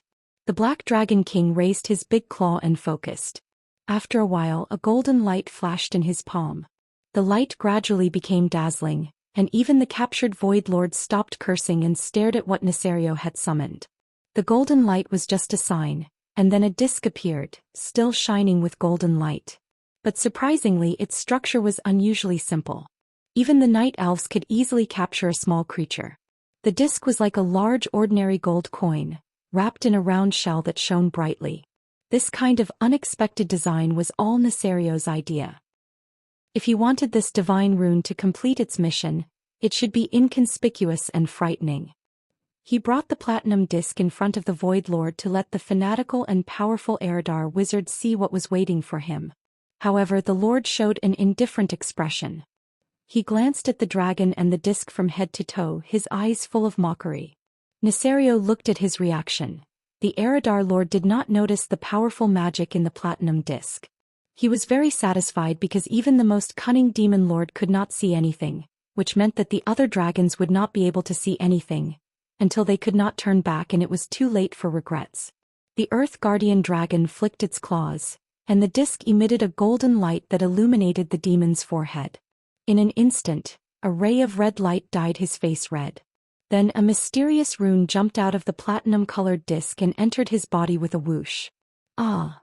The Black Dragon King opened his terrifying mouth full of fangs and spoke in a language that could not be heard in the mortal world. Every word was filled with the strongest evil aura, and even the demon shuddered. Chapter 1878. As the Lord of Eridar who had destroyed countless worlds, this was the strangest sound he had ever heard. It was like a perfect piece of music but also like the whisper of the most beautiful female in the dead of night. It was the language of the gods. As Nesario spoke, the platinum-colored disc began to shine again. The mysterious glazed light shrouded the huge secret chamber, and it became more and more dazzling with every syllable the Black Dragon King uttered.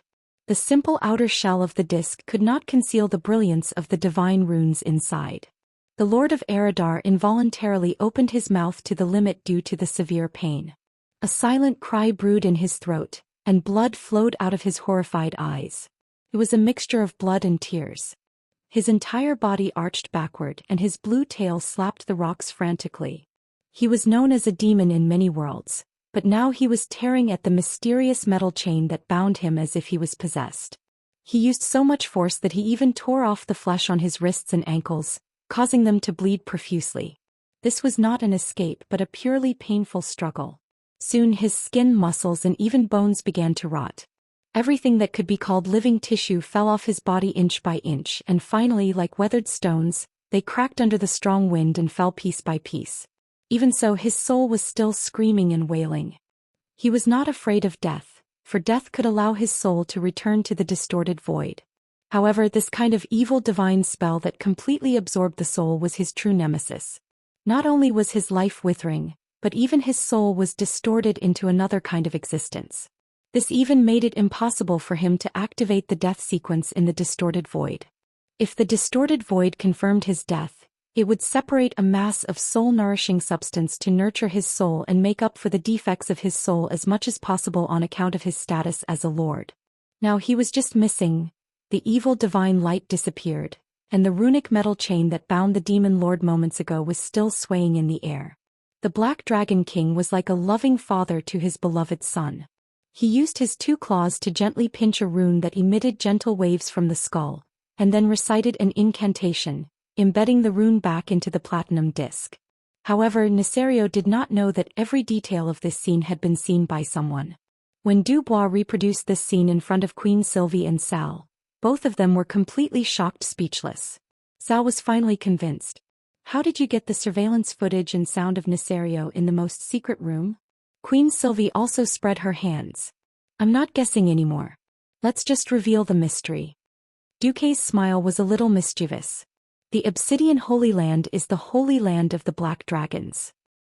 10,000 years ago, this was the absolute territory of Nesario. There is no doubt about that. But 10,000 years later, the owner of the Obsidian Holy Land is Xianxia. Queen Shi and Cao understood immediately. At this point in time, no matter how sinister Nesario was, he would never have thought that his daughter, whom he had casually created, would occupy his lair 10,000 years later. Furthermore, she had sold her integrity, dedicated her body and mind, and given everything to Duque. Since Duque wanted to come back and cause trouble in the ancient war 10,000 years ago, he would definitely not let go of these details that could determine the success or failure of the entire operation. Before returning, Duque had confirmed with the Black Dragon all the restrictions, magic defense systems, and surveillance systems in the Obsidian Holy Land. Duque smiled and said, "I once thought, why can't the Dragon's Sleeping Temple remake a Soul of the Dragon?" The answer is obvious. That's because the Soul of the Dragon was personally created by Nesario. To be precise, he created it with Nzotha's evil divine arts. Almost from the beginning, the Soul of the Dragon didn't exist. From beginning to end, there was only the soul of the demon. Cao continued Duque's train of thought. We can't just take this soul of the demon back like this, because this thing itself has serious flaws. Queen Sylvie's eyes also lit up. Or rather, the soul of the Void Lord of Eridar that has been transformed and fused into the platinum disc is the biggest problem. We don't know what the consequences and changes will be when it passes through the space and time tunnel. Duque gently pressed his right hand on the platinum disc. Our task is very important.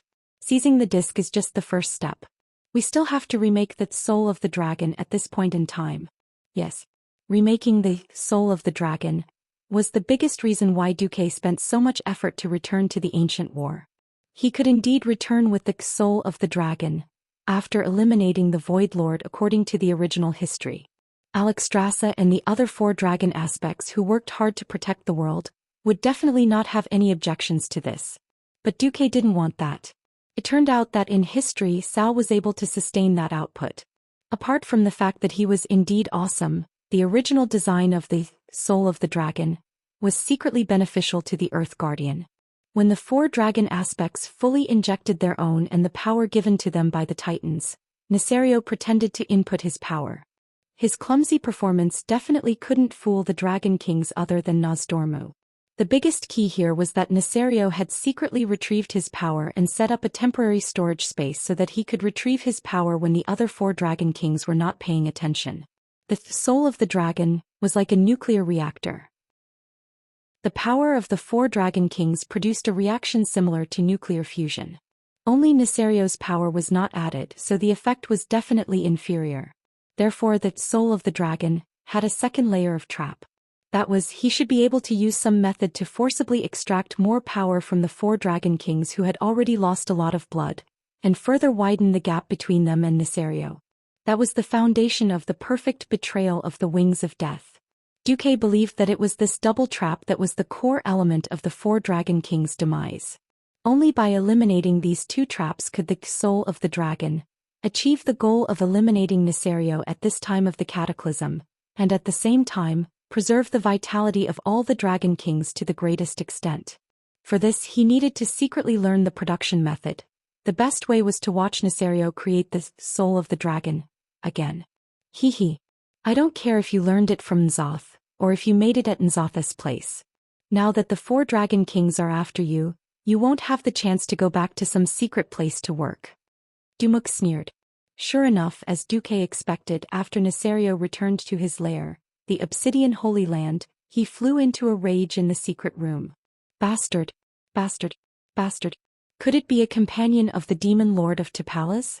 A demon stealing a demon. What's the use of the soul of the dragon? Chapter 1879. At this point in time, Nesario was not that arrogant. He had indeed been driven crazy by Nzotha's murmurs of the ancient gods, but he did not have the capital to be arrogant. In terms of fighting ability, there were at least 4 others who could fight as well as he could. Little Naizi's true uninhibited love of showing off had to start from his success in tricking his siblings and destroying the hot-headed Malaigos and his Blue Dragon Legion in one fell swoop. Now he was just a scheming Dragon King. No matter how scheming he was, he would not have thought that the magic defense system of his lair had already been completely destroyed by Duque. Duque was also very cunning.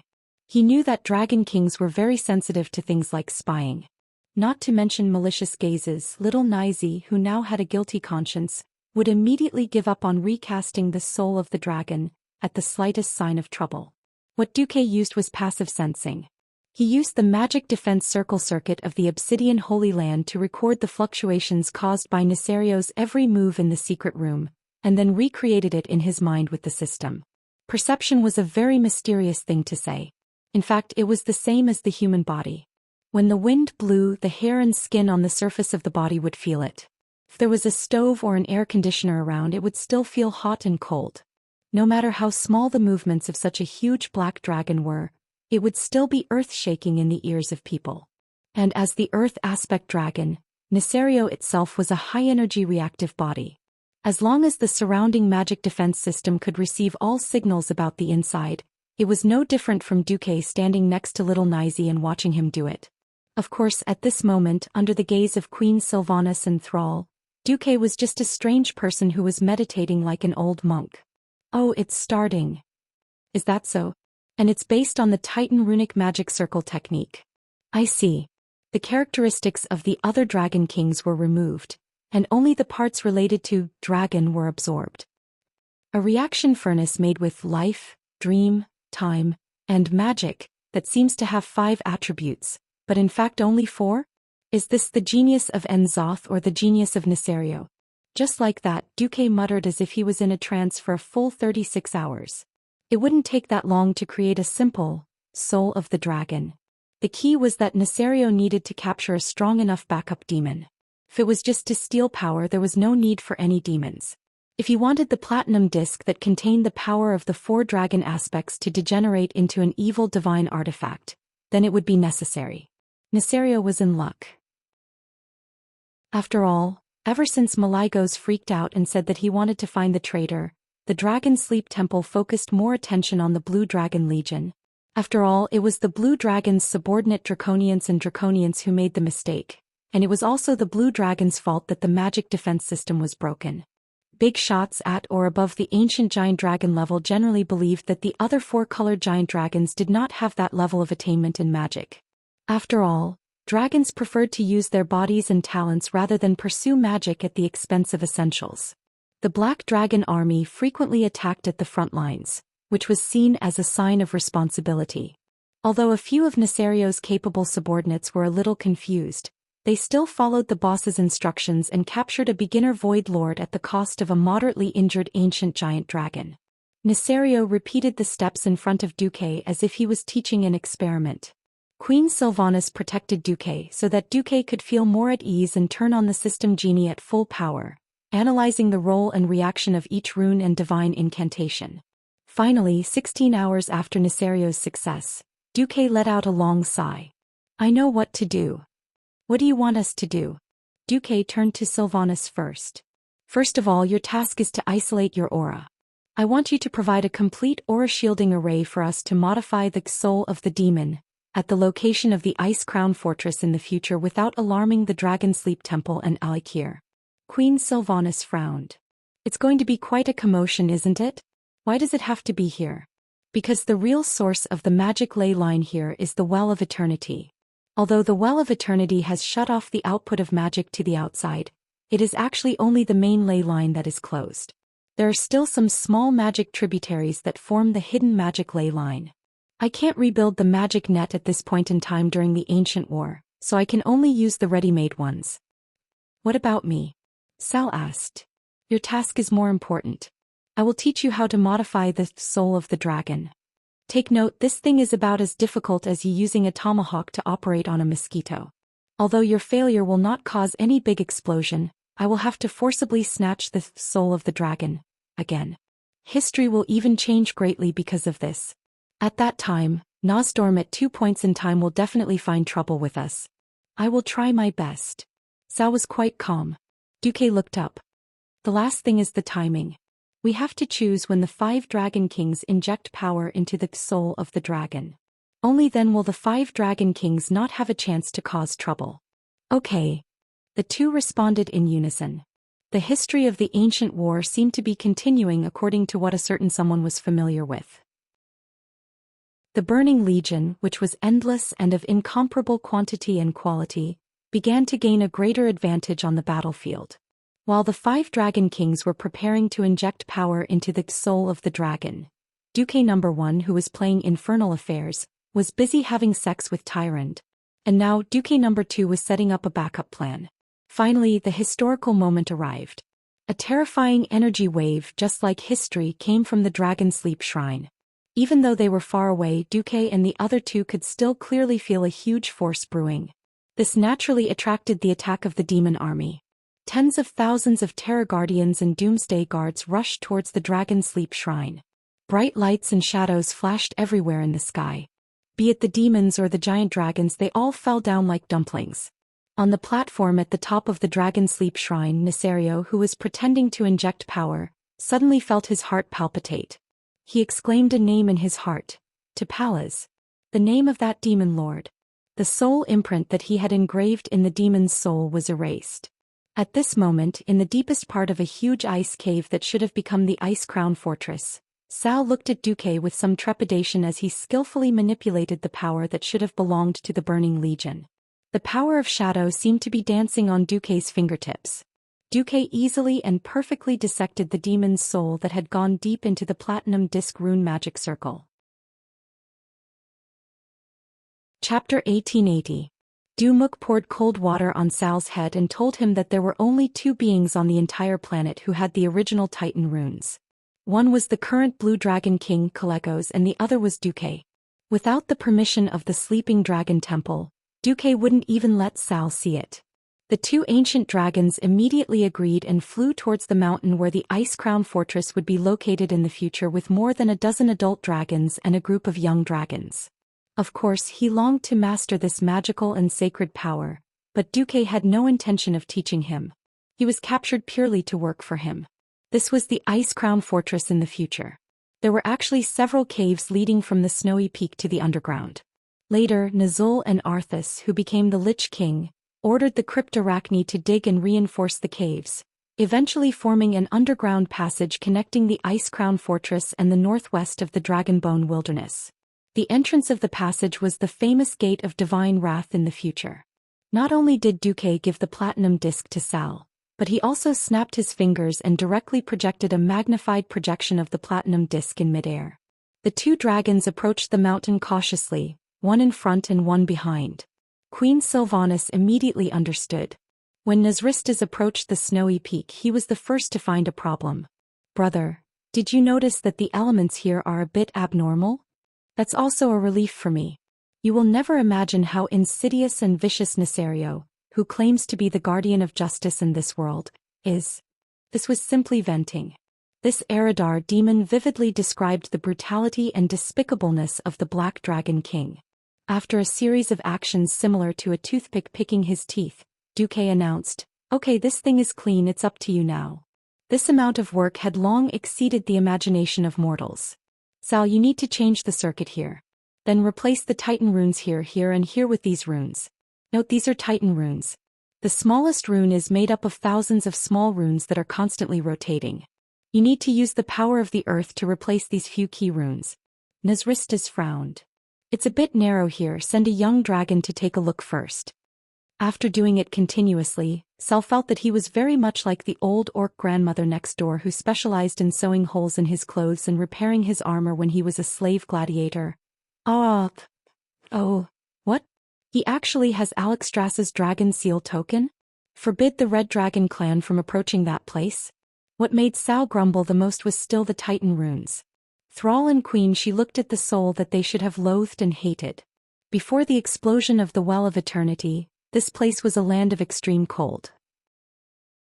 Pure white snow covered the Dragonbone wasteland and the surrounding mountains all year round. However, because Duque's modification of the dragon soul required him to gather the mana from the surrounding ley lines, the flow of mana naturally generated some heat. It was a very strange voice. It was coming from the soul of a Void Lord. "You're welcome. We're about to destroy you," Queen Sylvie said with a straight face. In fact, what Sal had to do was similar to carving flowers for a cake. Mixing flour, putting seasonings, throwing the oven to control the fire and so on had nothing to do with him. It was just that Duque extracted the key Titan rune spells and asked him to replace them with a specific rune combination. Duque. There's a situation. As the demigod of wind, Queen Sylvie was the first to sense the arrival of this strong scouting team long before the dragons discovered the three of them. Huh. I've lived here for tens of thousands of years and I didn't know there was a natural cave here. Although Duque had explained the key points to Sal early in the morning, and Sal himself had secretly practiced countless times these days, when it came to the real thing, Sal's forehead was still sweating. Now what Duque wanted Sal to do was almost the same. Nazristas, Vangastas, you two take your teams to the snowy peak in the northwest to take a look. For some reason the magic circuit that should have dried up shows signs of gathering. Now that the Wormrest Temple is at its most critical moment, and the Dragon Kings can't move, we can't let go of any dangerous factors. If someone builds a large magic circle there to deal with us, it'll be bad. It doesn't seem like it. Those damned air elementals are quite irritable and they don't know how to hide their tracks. They shouldn't be ordinary air elementals.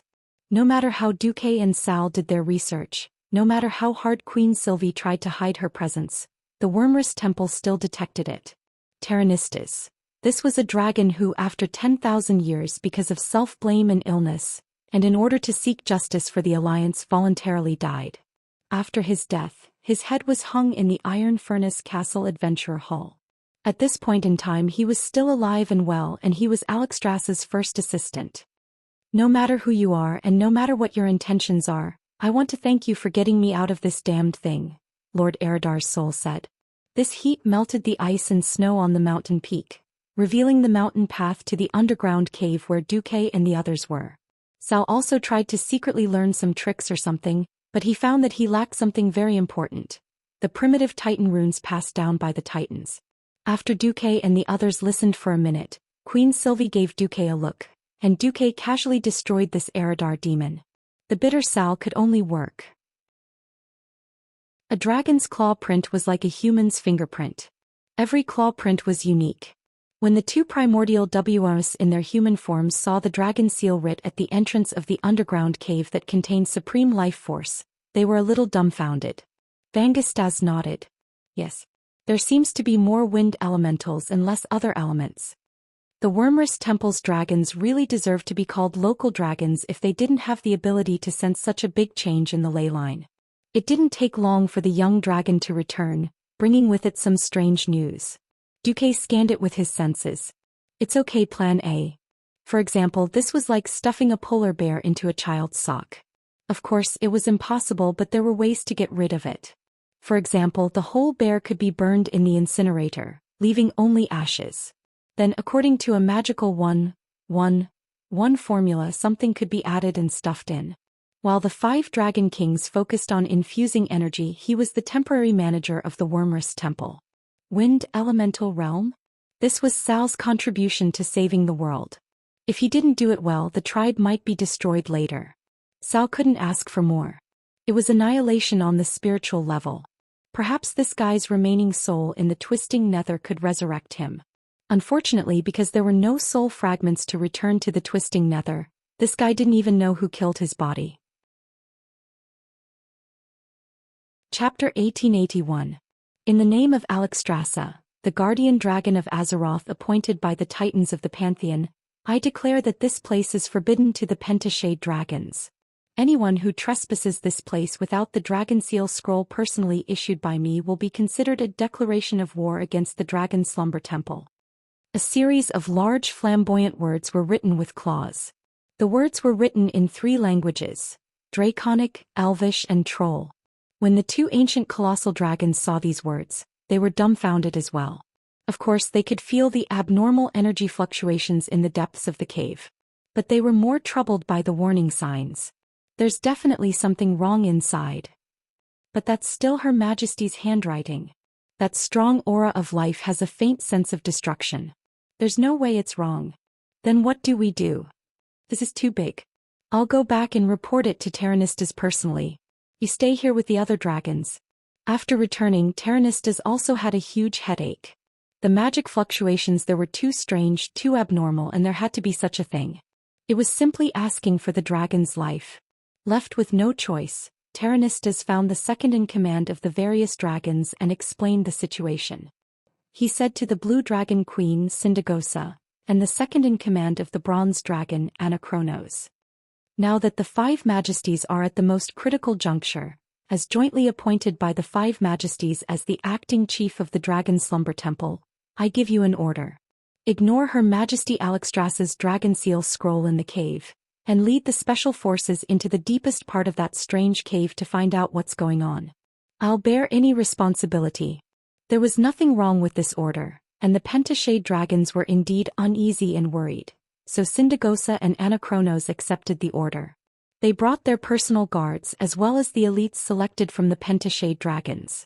In total there were 11 ancient dragons, 100 adult dragons and nearly 1,000 dragonmen and half-dragonmen. They ignored the Dragon King's dragon seal scrolls one after another and charged into the belly of the mountain in one go, only to be hit.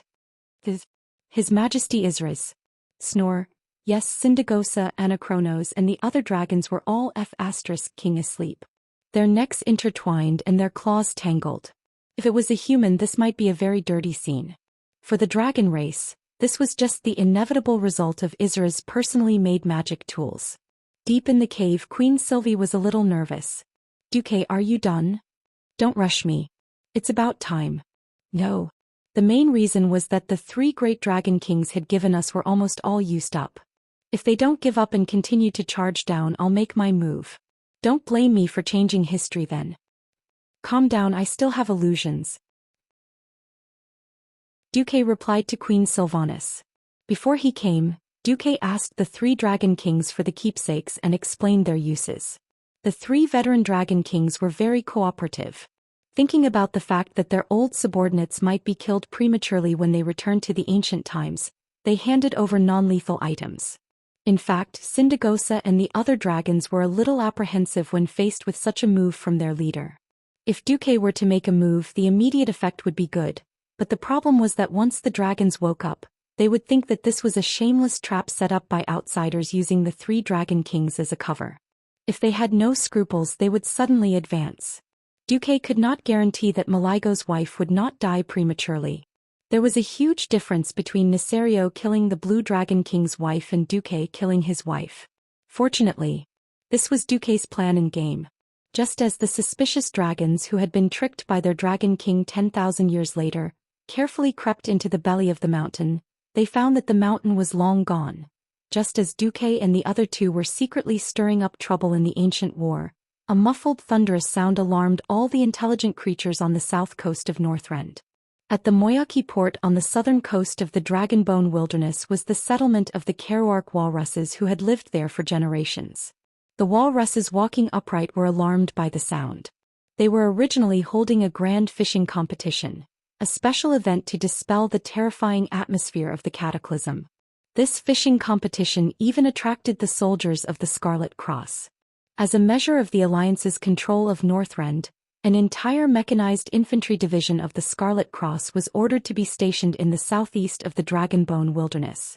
The Alliance was even allowed by the Dragon Slumber Shrine and the Green Dragon King Isra to build a military base called the New Hearth Valley next to the Emerald Dragon Sacred Land. But at this moment, be it the walruses or the human soldiers, they all looked up at the southern sky. At first they only saw thick cotton-like clouds on the farthest end of their field of vision, on the island called the Ancient Beach. Suddenly, a terrifying roar came from the frozen sea, causing everyone's body to involuntarily tense up. Look, the color of the sea has changed. After someone exclaimed, everyone realized that the shallow sea that was originally lighter in color seemed to be shrouded by a huge shadow. Not good. Retreat. Retreat. Everyone retreat from the coast. It must be Nicerio. There were already some more eye-catching Alliance soldiers shouting, calling for their subordinates and walruses to retreat. But the next moment, a deafening roar burst out from the bottom of the sea. It sounded like an extremely low and muffled groan, but it was definitely not a simple sound. It was the soul roar of the strongest ancient beast. The sea around the ancient beach suddenly erupted. It was a huge water column with a diameter of more than 10 kilometers.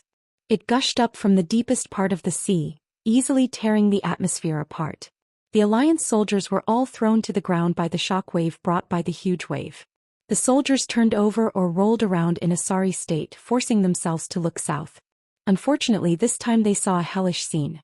The ancient beach that almost occupied the entire field of vision had disappeared, replaced by a huge whirlpool that made everyone's scalp tingle. It was as if the big whirlpool between the eternal existence and the endless sea had moved here. Everyone knew that was not the case. If there were geographers here, they would tell everyone that this was a tsunami and whirlpool brought about by the sudden movement of the seabed plates. Unfortunately, there were no geographers here. Everyone's eyes were attracted by the huge rocks that were ejected from the huge whirlpool. The huge rocks smashed towards the southern shore of the Dragon Bone waste like raindrops. Of course, those were not rocks at all, nor were they the deadly hellfire rain released by the Eredar warlocks. They were earth elemental giants that emitted a strange elemental glow.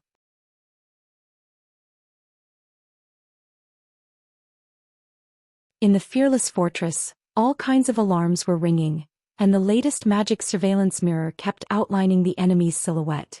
More than 1,000 earth elemental creatures have been discovered at the bottom of the sea, the monitor shouted. Don't worry, that's the job of Vasht's underwater troops. Muradin Bronzebeard was very calm. Unless Vasht sends a request for help, we'll block the news from that side. Understood. Immediately after, new intelligence came. 3 Neltharion clones were found, plus a group of twilight dragons, 800 adult dragons, 3,000 baby dragons, and the number is still increasing. Distance 32,000 meters. Muradin tugged at his well-groomed beard. There are no dragons to cover us this time. Muradin turned to the 2 magic mirrors. Bulang, my good brother, do you think we should take that thing out? Bulang smiled and nodded. Second brother, without the help of the Wormrest Temple this time, if we wantonly deplete someone's griffins, he'll go crazy. Kudrin in the mirror next to him had a straight face. I only have 5,000 griffins and it's 10 to 1.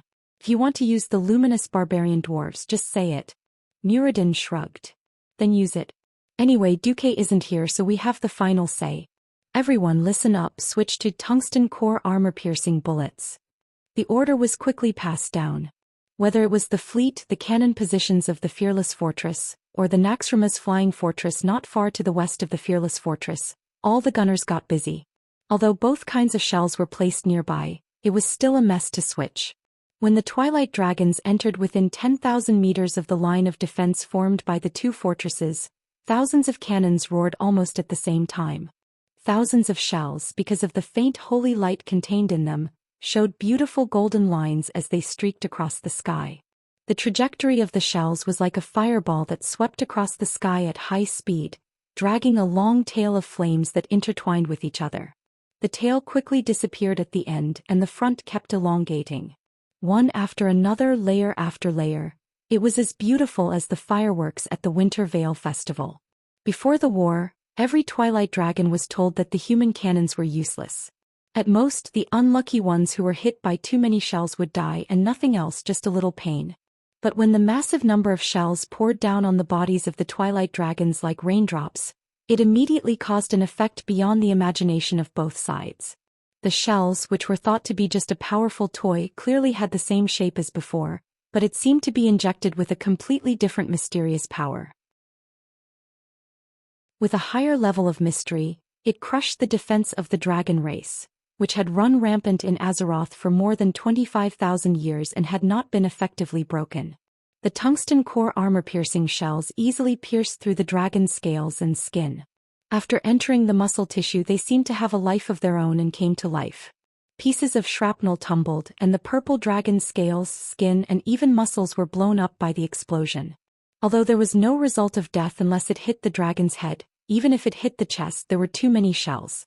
The continuous explosions formed a scene in the air that looked like the end of the world. There were purple fragments flying everywhere, and dirty flesh and blood formed a scene like rain. Even the Alliance officers who were observing the results of the battle were almost stunned by the scene in front of them. The explosion caused by the terrifying volley turned the entire space with a diameter of 3 kilometers into a dead space. Originally, in order to avoid collisions, the distance between the Twilight Dragons was a little scattered. Now it was even more scattered. After a round of cannon fire, A sieve-like flying formation was exposed in front of the Alliance army. 3 Neltharion clones are alive, and the number of Twilight Dragons has been reduced to 29%. The monitor summarized the monitoring results immediately. Kudrin curled his lips. The wild hammer dwarves can handle those little dragons. Come on, it's not to the point where you have to sacrifice yourselves, Bulang complained. The weakening of the role of mid-level magical beasts such as griffins, hippogriffs, and dragon hawks on the battlefield was, in a sense, also caused by the changes of the times. Using the Twilight Dragons as opponents was too strong for the griffins. Basically, the griffins could only form teams to deal with the young dragons. Anything higher would not necessarily succeed even if they used their lives. Chapter 1883. Nuruddin decided, 2 more rounds of volleys. Leave it to the other troops. A volley of cannons was good for dealing with densely packed enemies, but it would be a waste if the number of enemies was too small, or the spacing was sparse to a certain extent. Firing a volley of cannons was fun, but it was a pity that a round of cannons with nearly 10,000 shells would consume a kingdom's entire month's tax. No matter how Duque controlled the cost, even if he reduced the raw materials to almost free, the labor costs needed to produce the shells could not be eliminated and still had to be accounted for. There were cannons 5,000 meters away. For example, Naxxramas began to fire the new Longsong cannon, Death's Whisper, which had a caliber of more than 1,000 millimeters. At the same time, the fearless fortress below also began to drag out the Gustav cannon, which had shone brilliantly in the wrath of the Lich King. A Longsong cannon of more than 800 millimeters, no matter how much of a break was installed, would cause an earthquake after firing. However, it was undeniable that the shells fired by this powerful Longsong cannon were the greatest nemesis of Neltharion's avatars, which had a strong vitality. No matter how Neltharion's avatars healed their injuries, in the face of absolute destructive power, as long as they were hit, they could only type GG amidst laughter. Of course, if they could hit, the avatars were generally more than 100 meters long, but 20 kilometers away they could not be seen even with binoculars. Hitting a 100-meter-long thing from 20,000 meters away was like using a cannon to hit a mosquito. Hitting it was like losing everything, but not hitting it was the right thing to do. Since Wing's avatars also had decent mobility, they could often only be calibrated remotely and then fired. Rather predictably, Naxxramas had 12 main cannons of the Grim Reaper model, and Gustav had 20. There were 8 Gustav on the fearless fortress. The battle continued, and the enemy air force that was still unrelenting within 5,000 meters was handed over to the new members of the alliance. I, Aurelia Windrunner, in the name of the Wind Elemental Queen Sylvanas Windrunner, order to attack and destroy those wyverns. In the sky, the valiant big sister Windrunner raised her bow. Within a radius of several kilometers around her, countless small tornadoes rushed towards Wing's avatars and the Twilight Dragons. This was the advantage of the Alliance controlling the Wind Elemental realm. As long as he controlled the Wind God Throne, there would be new Wind Elemental creatures born out of thin air at every moment. Wind Elemental creatures, or simply called Air Elementals, didn't possess a particularly high level of intelligence. Even so, they had basic intelligence and could only identify Wind Elementals and other creatures.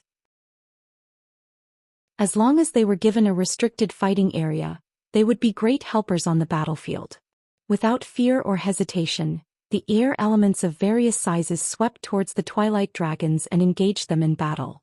One of the 3-headed avatars was unlucky enough to be hit by 2 Gustav cannons, and it was blown apart in the air. The remaining 2 fought Aurelia, Lilith, Hadron Brightwing and other elven rangers. The Windrunner family and even the Rangers of Sindorii were the perfect example of, when a man achieves the Tao, his fowls and dogs follow him to heaven. After obtaining the share of the wind element, Queen Sylvanas distributed a small portion. Any general among the Blood Elves could fly. Eat my arrow. Aurelia drew her bow and nocked an arrow. A seemingly simple, aimed shot, enhanced by the wind element, had the effect of the fortress's main cannon. The arrow blasted a bloody hole big enough for a carriage to pass through on the thigh of Nisario's avatar. The 2 avatars fought fiercely with the Blood Elven powerhouses. Only a small number of Twilight Dragons could break through the obstruction of the Air Elemental army and reach the range of the Air Fleet's anti-air artillery. Tungsten core armor-piercing bullets were not only used for large-caliber artillery. The Alliance also had them for small and medium-sized artillery of 40 mm and above. These miserable twilight dragons had to face the baptism of an even denser metal storm. Only the luckiest ones could break through the barrage of the anti-air artillery and fight Kudran's griffins with their handicapped bodies. The battle situation in the Utgard castle was similar. It seemed that after being besieged by the Alliance and the Sleeping Dragon Temple, Nesario's side had also begun to improve. This was not a harassment battle but a formal full-scale invasion. The offensive here was a standard air and ground coordination.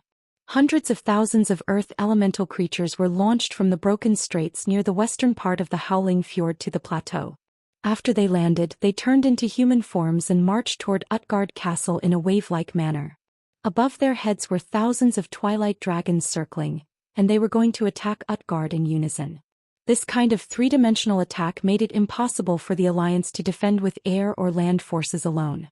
Unlike the fearless fortress, all the earth elemental creatures were intercepted by Vasht's deep-sea troops. The Alliance here had to rely on themselves to deal with the earth elemental giants shot out from the maelstrom. Of course, because they were fighting on the plateau, the Alliance was able to deploy a large number of ground artillery groups. At the forefront was the Alliance's tank group, with more than 2,000 new diesel tanks. Not only were they equipped with anti-freeze oil, but they also began to warm up under the engine's corresponding lower armor after receiving the alarm. When the Twilight Dragons had not yet flown to the plateau of the Howling Fjord, all the tanks had finished warming up. If they used tanks to deal with the Twilight Dragons, they would definitely die miserably, so every tank was prepared with standard tank fortifications. The tank fortifications were generally divided into two sections, one for shooting, the other for concealment, and there was a passage at the back which was a slope. In the shooting section, the turrets could be exposed to carry out observation shots. In the concealment section, the entire vehicle including the turret was below the horizon, and the rear passage at a 30-degree angle could be used to evacuate the fortifications and carry out maneuvers. Standard tank fortifications need to be carefully camouflaged and must not reveal new soil. Nearby vegetation must be transplanted for camouflage to avoid being identified from a distance, and camouflage nets must be hung in the concealment section to avoid being discovered by aerial reconnaissance. A dwarf tank recruit repeatedly read the tank manual that was issued a month ago, and after reading it, the veteran next to him interrupted. "Kid, I've been serving in the Lightning Tank Regiment since the era of steam tanks. The tank manuals issued by the higher-ups are always so effective, and they are all written by our Alliance commander. But every Alliance general I know told me that Duke Marcus has never entered the cockpit of any tank. I can only say that our commander is a genius."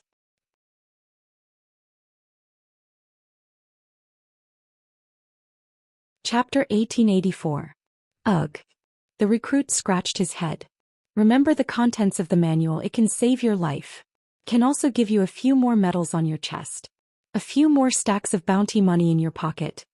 The veteran smiled to relieve the pressure on the recruit.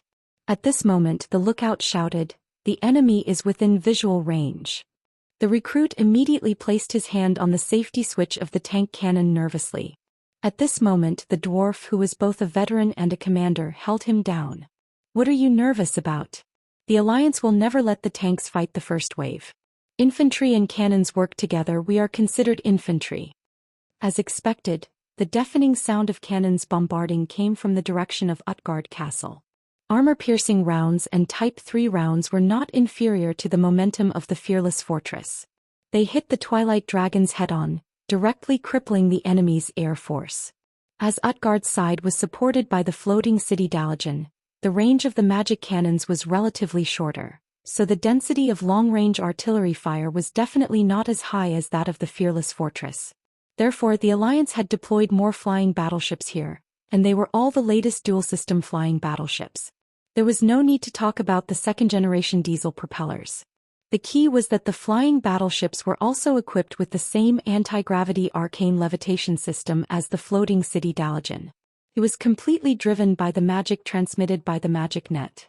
It was said that the third-generation flying battleships also had a wind acceleration system.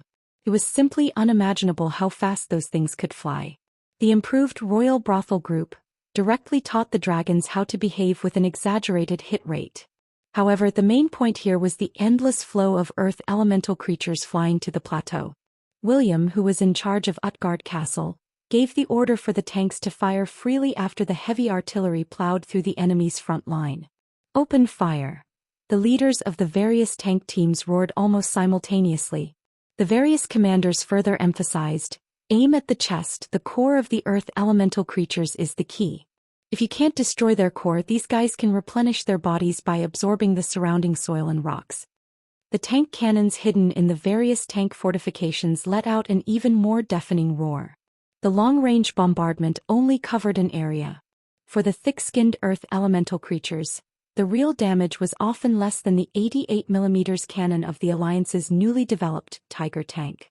Using the new tungsten core armor-piercing projectile, it could reach an armor-piercing depth of over 110mm at a distance of 2,000 meters. Earth elemental creatures were just rocks that were slightly harder. There was no way they could resist the insane armor-piercing bullets. Bang, bang, bang. This was very much like shooting practice, and they were all moving targets. But there were too many earth elemental creatures. They were so turbulent that they easily opened up a battle line of more than 100 kilometers on the plateau of the Howling Fjord. If one were to look from left to right, they would not be able to see the end. The tens of thousands of cannons that the Alliance had set up here were firing almost non-stop, but there were no signs of the earth elementals being destroyed. Instead, the earth elementals pushed against the cannons and advanced 2 kilometers toward Utgard Castle within half an hour. How terrifying! Even if all the men in Stormwind were to be used to defend against them, it wouldn't be enough, William lamented. Valilla, who was beside him, shrugged. Fortunately, my dagger can still split the latest cannonballs. Otherwise, I'm starting to wonder if melee professions will be eliminated from the stage of history. Brawl Bearskin comforted her. Melee professions must be preserved. It's obvious that the will of planet Azeroth has given professionals different levels of power. This allows professionals to be superior to technology at certain times and in many fields. William waved his hand and turned to look at the flaming pharaoh in the magic mirror. Kale, it's up to you now. Alright, leave it to me. Kale, that still had that gentle and refined look on his face, but everyone knew that everything was different now. Kale, that Sunstrider had become the new demigod of the Alliance 4 days ago. He and his phoenix Mount Ao had been tempered in the Land of Fire and had been recognized by the will of planet Azeroth. Now they had completely merged to become the demigod of Phoenix and Flames. He was under Duke's command, so he was a subordinate god in the standard sense. Kale, that's who was sitting in the second tallest mage tower in the Dalajan, raised his hands high under the respectful gazes of the Kirin Tor counselors and the middle-ranked pharaoh. Flames formed by phoenix fire slowly extended from his cloth shoulder armor. They did not burn his clothes at all. Instead, they were like a cape fluttering in the wind, fluttering behind him even though there was no wind. Kale, that's golden hair and eyebrows had long been replaced by bright red flame strands. These were all condensed from the purest fire element in the world. However, with his amazing control, every strand of hair was harmless, and its power was absolutely restrained. Even children who did not understand the elements or magic could easily pull it. It's cold. Enilis, the eldest princess of the Marcus family, had personally commented with a giggle. Kale, that's opened his hands slightly, and the cape behind him fluttered like a phoenix spreading its wings.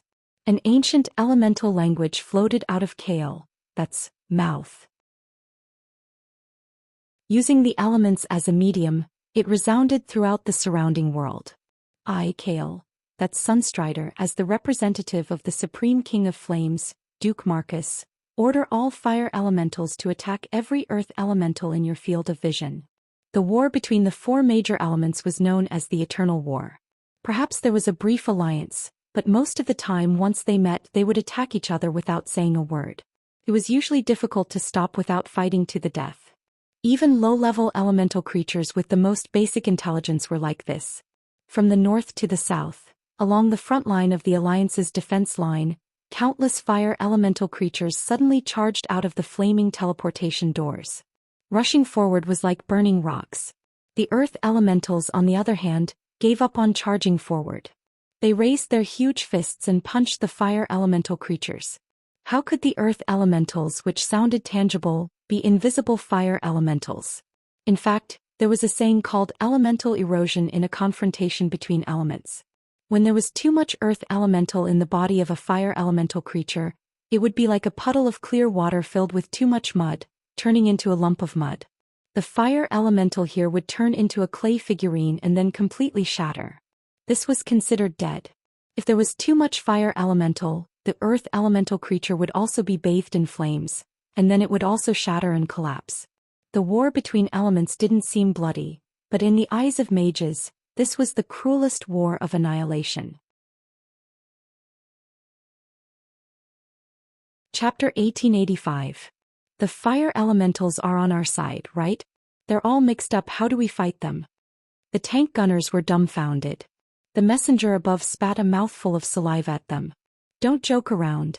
Don't use holy light cannons, use pure tungsten core armor-piercing bullets.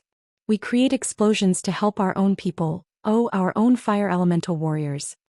The bombardment resumed and the battlefront on Utgard's side stabilized.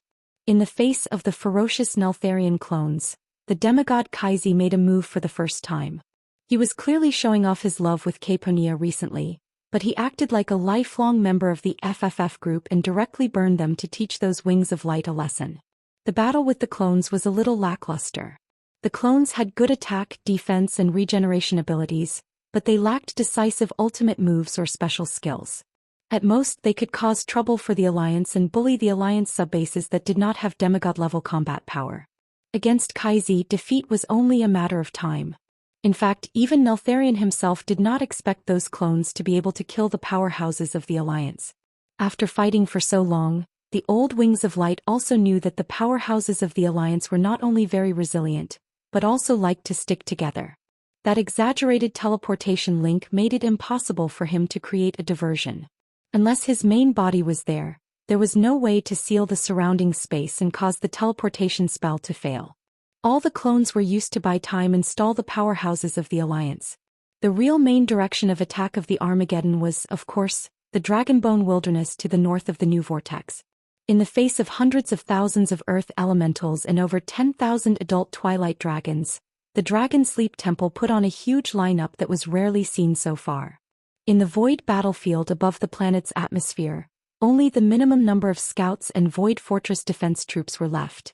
Those dragons with rich combat experience were all called back. It was rare in history for so many dragons to gather together like today. The last time there was such a scene was back in the ancient war 10,000 years ago, when the 5-colored dragons gathered and angrily attacked the Burning Legion.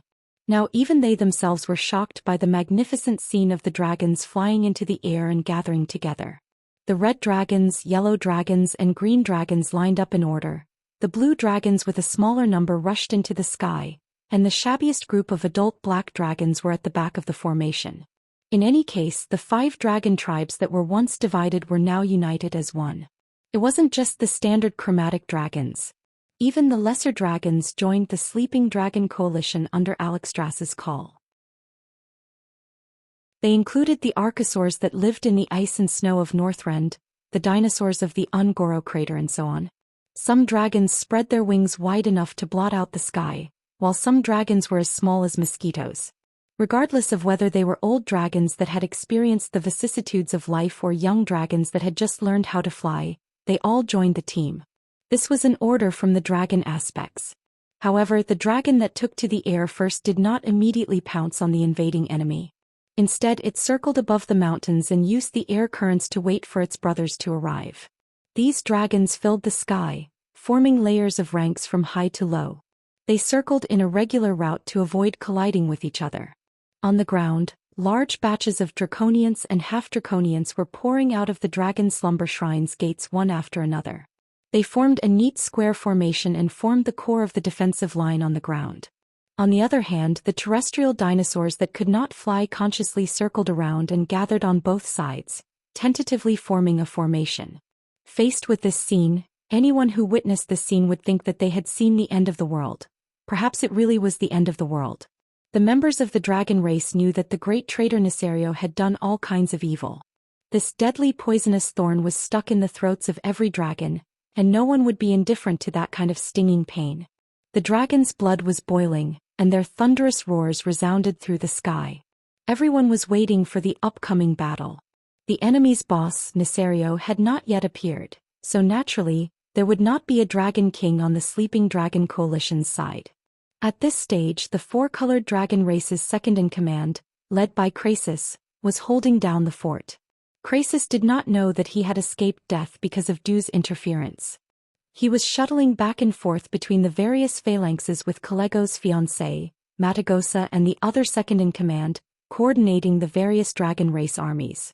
Krasis was a little ashamed. The dragon slumber shrine had long been accustomed to magical communication, but the other more primitive dragon race still remained at the level of shouting orders.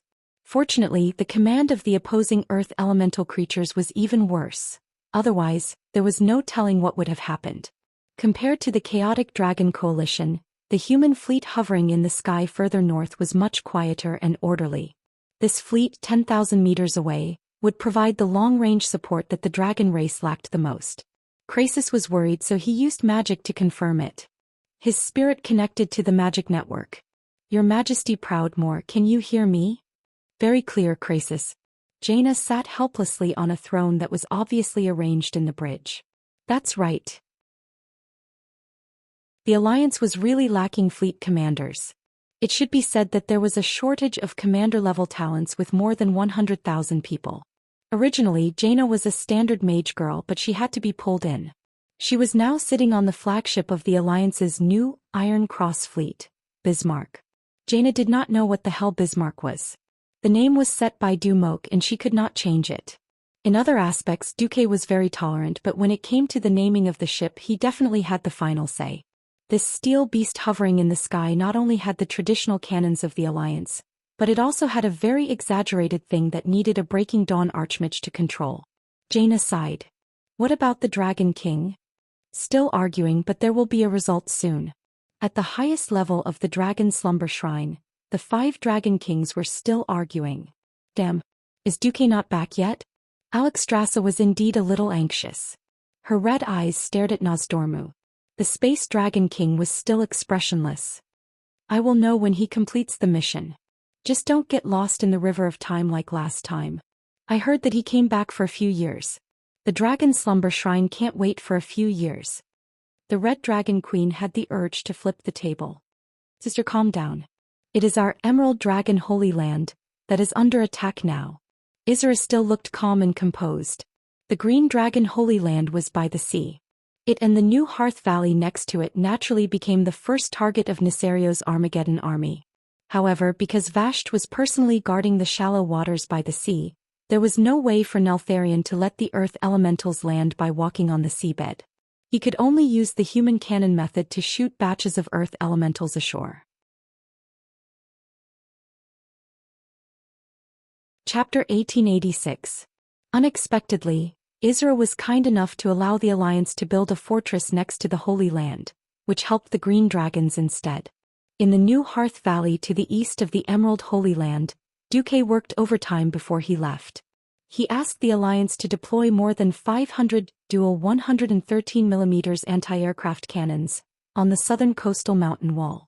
These anti-aircraft cannons had a larger caliber than the main cannon of a tank.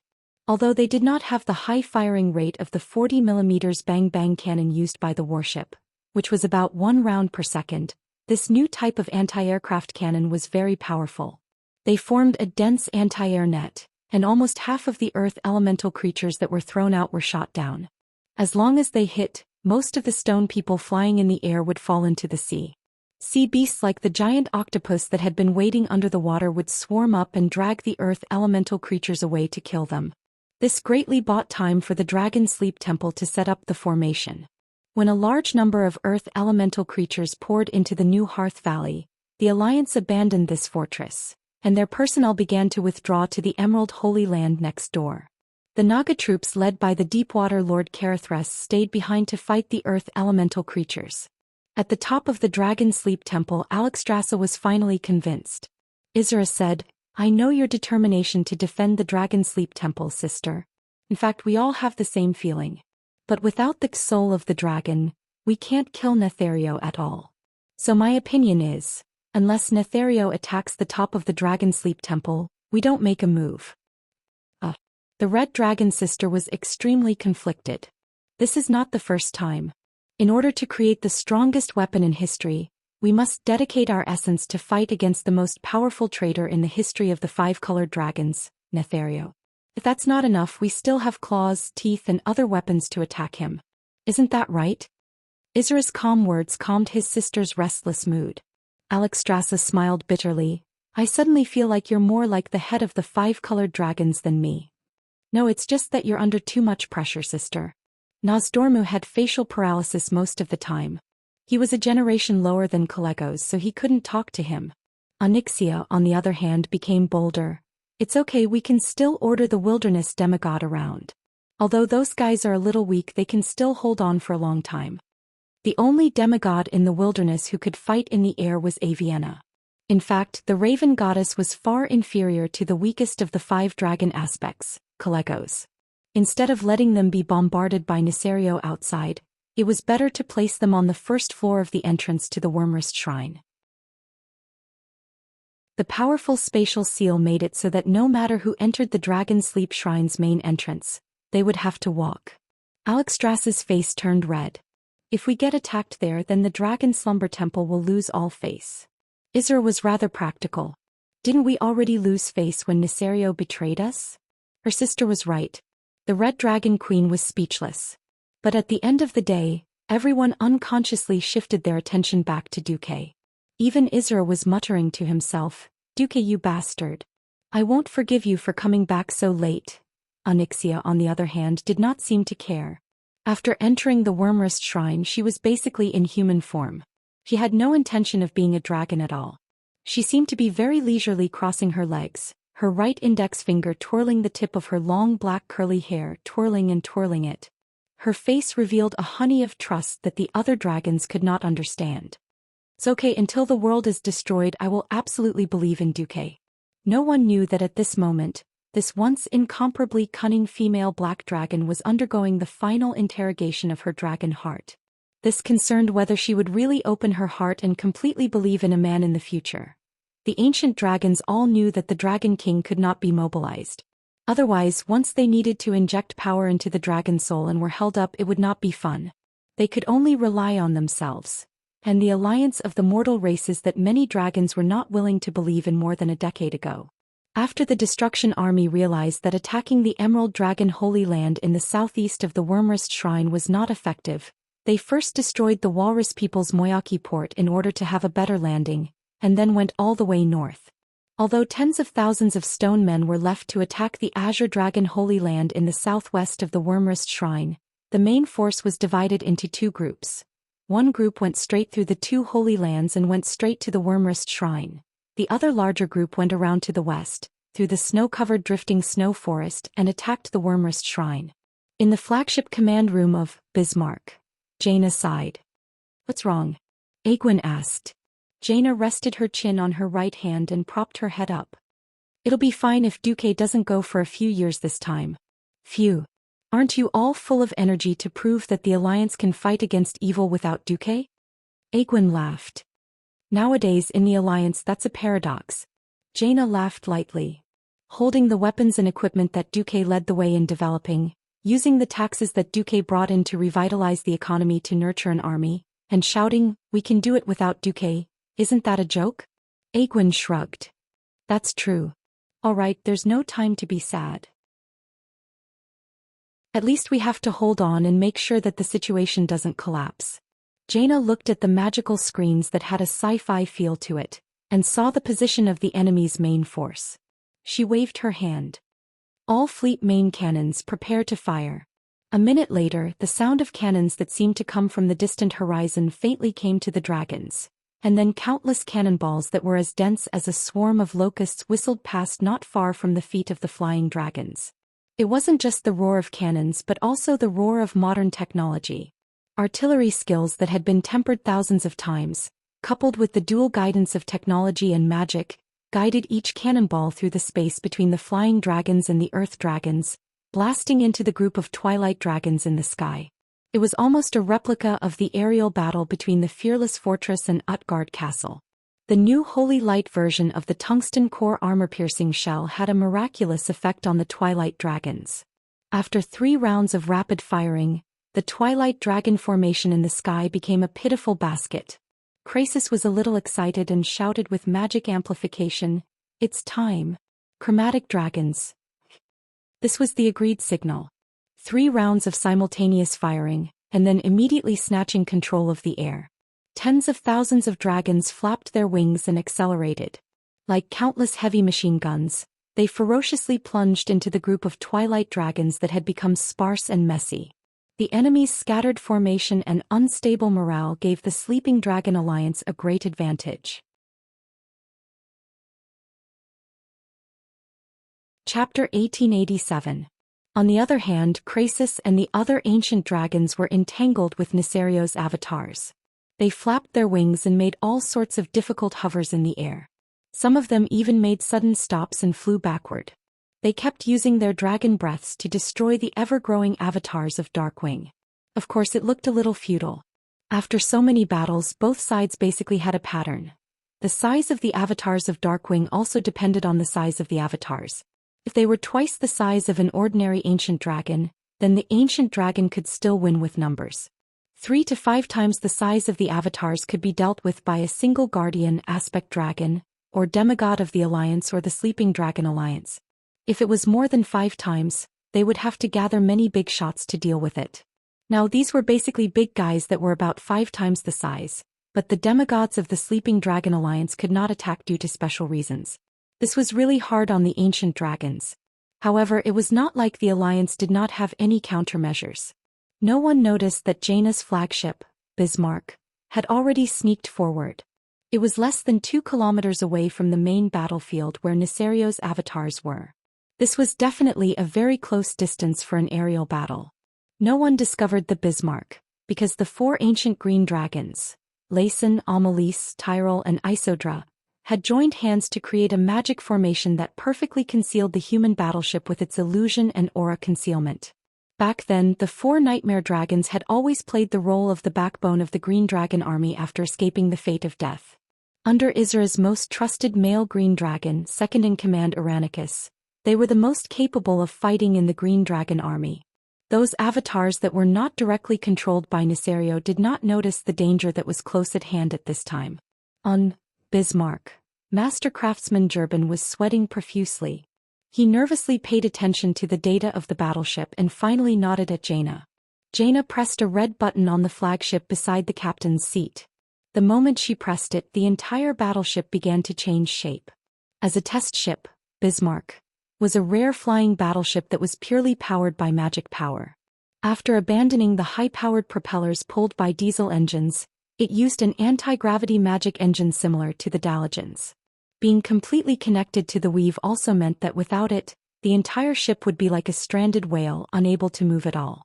On the other hand, as long as it was within the range of the weave, with the support of Pharaoh who had extremely high authority, the Bismarck would be the representative of the weave. The upper and lower layers of the ship have separated. The connection to the weave is working. Confirmation of highest authority in the weave. Magic circuit warm-up test. Test normal. In the command deck, a group of female communications soldiers and Radiant Moon mages were busy. As one of the greatest experiments in combining technology and magic, Bismarck was displaying its extraordinary side to the world. The largest hull, which was 241.55 meters long and 36 meters wide, was neatly opened near the waterline of a ship. The opening was so flat that one could tell that it wasn't a crack, but that it had the structure to open itself. It looked like the main body of the ship was slowly separating from the bottom of the ship. There were still some metal pumps and hooks connecting the upper and lower parts of the ship, looking a little like the fangs of a dragon. However, the huge cannon that was exposed in the air and sandwiched between the 2 sections of the ship made the 4 ancient dragons who were on the verge of becoming the nightmare dragons feel their hearts palpitate. This huge cannon that was more than 200 meters long and 10 meters in diameter almost pierced through the entire hull. It was obviously something that had nothing to do with science. Anyone with the slightest bit of elemental sensing would be able to sense that the weave had opened up 12 huge ports in the void around it. The mana that these ports could send through every second was equivalent to the mana of an adult blue dragon. As Duque's woman, Jaina had the highest status among the secondary controllers of the weave. She could use as much mana as she wanted, but it didn't exceed the upper limit of her control. If not for the 4 ancient green dragons acting as a cover, just the mana fluctuations from the weave would be enough to make the army of destruction jump in anger. A huge amount of mana was quickly injected into the huge cannon in the belly of the Bismarck, charging it. The frost element from the water elemental realm quickly lit up the mysterious Titan runes on the cannon's body. As if it was a lighting ceremony at night, the runes on the cannon lit up from the stern all the way to the muzzle at the bow. In the command room, Jurban was sweating profusely as he stared at the data interface of the various main cannons. The pressure on the metal walls of Area K3 is too high. If we go any further, it'll explode. Got it. Jaina's face was expressionless as beads of sweat appeared on her forehead. The welding process for Area B7 is not up to standard. Damn it. I'm going to kill the brat in charge of that area. Jurban continued to shout. Got it. Jaina was furious. Controlling such a powerful new magic cannon was definitely not as easy as others thought. Magic cannons were nothing new. The Dalajan had always had them. Just like how traditional cannons were divided into calibers and ammunition, magic cannons were also divided into different grades. The Dalajan's old magic cannons were powered by stored mana. It was just like how Duque had stored his spare mana in magic crystals a long time ago and used it to save the day when necessary. This method was relatively more stable and safe. However, in order to not be like how the Dalajan and Kel Thuzad's Naxramas bombarded each other, the Dalajan magic cannons had no choice but to reduce the power of the magic cannons. The modified magic cannons on the Bismarck were even more daring. The body of the cannon was only a medium to temporarily store mana. A large amount of elemental filtration and stabilization work was left to the weave. This was only an experimental stage. In reality, Khadgar, the manager of the weave, and Jaina, the person with the highest authority in the outside world of the weave, were working together to launch the magic cannons. If the experiment was successful, the Alliance would be able to equip magic cannons on a large scale in the future. After all, cannons that used TNT were considered kinetic weapons. Compared to energy weapons like magic cannons, both had their own advantages. Walking on 2 legs was much better than relying on just one move. 80% charged, but the cannon can't hold on much longer. Jurban shouted again. All right. Sigh of the Aurora Goddess. Fire. Jaina finally punched the red firing button. The huge cylindrical cannon trembled. The next moment, the unique white light of the frost element poured out from the round obsidian cannon's muzzle. This new type of ore collected from Uldum displayed excellent resistance to the cold. In an instant, it was as if the goddess of winter had descended. Chapter 1888. The white iciness conquered the distance of 2,000 meters in one breath and shot towards the target. The 2 Neltharian clones that were lured into the muzzle were hit directly. The fangs of the white icy cold energy directly bit through the dragon's skin of the Deathwing clone. The dragon-like limbs that were still shaking and baring their fangs a moment ago became stiff and motionless. The cold of absolute zero penetrated every cell in the body of the Deathwing clone in 0.01 seconds, and what was even more terrifying was the elemental erosion that followed. If anyone could slice the body tissue of the Deathwing clone and put it under a microscope, they would clearly see that the originally violent, rapidly proliferating and dividing cells had suddenly become as slow as an old woman. The water in the cells all turned into icicles, piercing the cell wall of every cell like a hedgehog. The same thing was happening to every single cell in his body. The huge dragon body that was noisy and full of disgusting shaking a second ago became deathly still under the sweep of the cold current. Without a sound, the gigantic dragon clone turned into a large ice sculpture, which made the dragon feel very unhappy.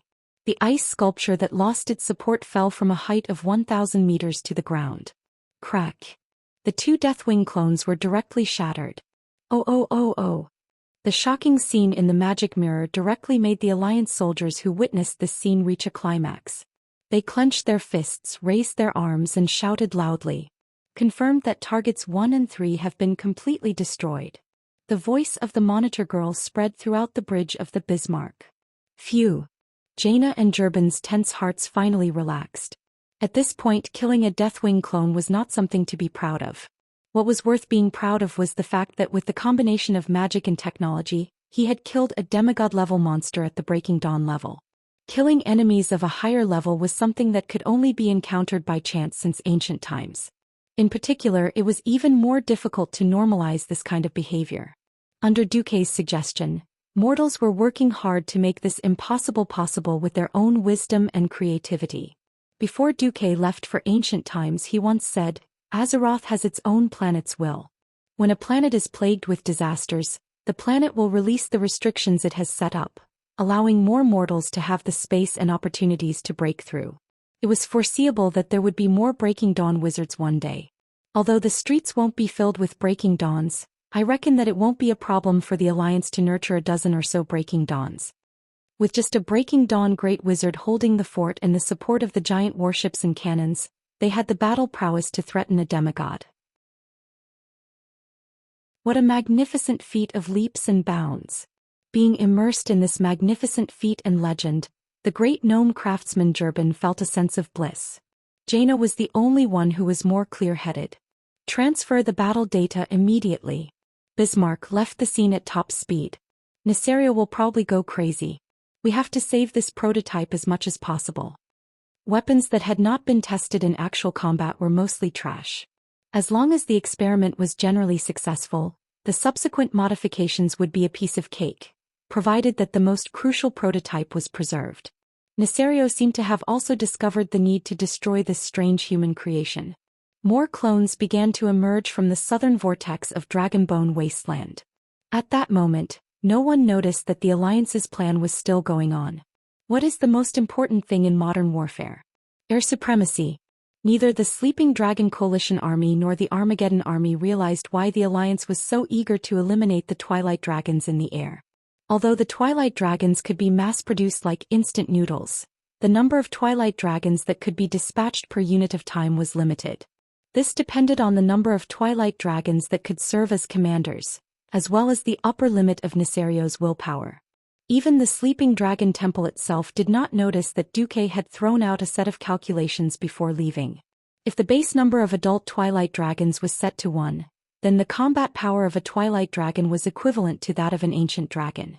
Together with the adult dragons that he could control, there were basically 300. Then the maximum number that Nesario could command fluctuated between 12,000 and 20,000.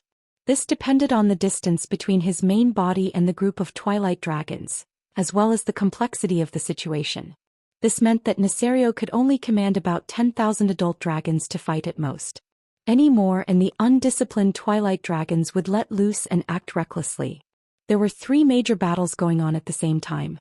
Once the Twilight Dragons in the sky above the main battlefield were cleared, a new batch of Twilight Dragons would replace them, and there would be a vacuum above the battlefield for about 5 minutes. At an altitude of 4,000 meters, a giant transport ship of the Alliance began to drop magic nuclear bombs. In fact, this thing had nothing to do with nuclear energy.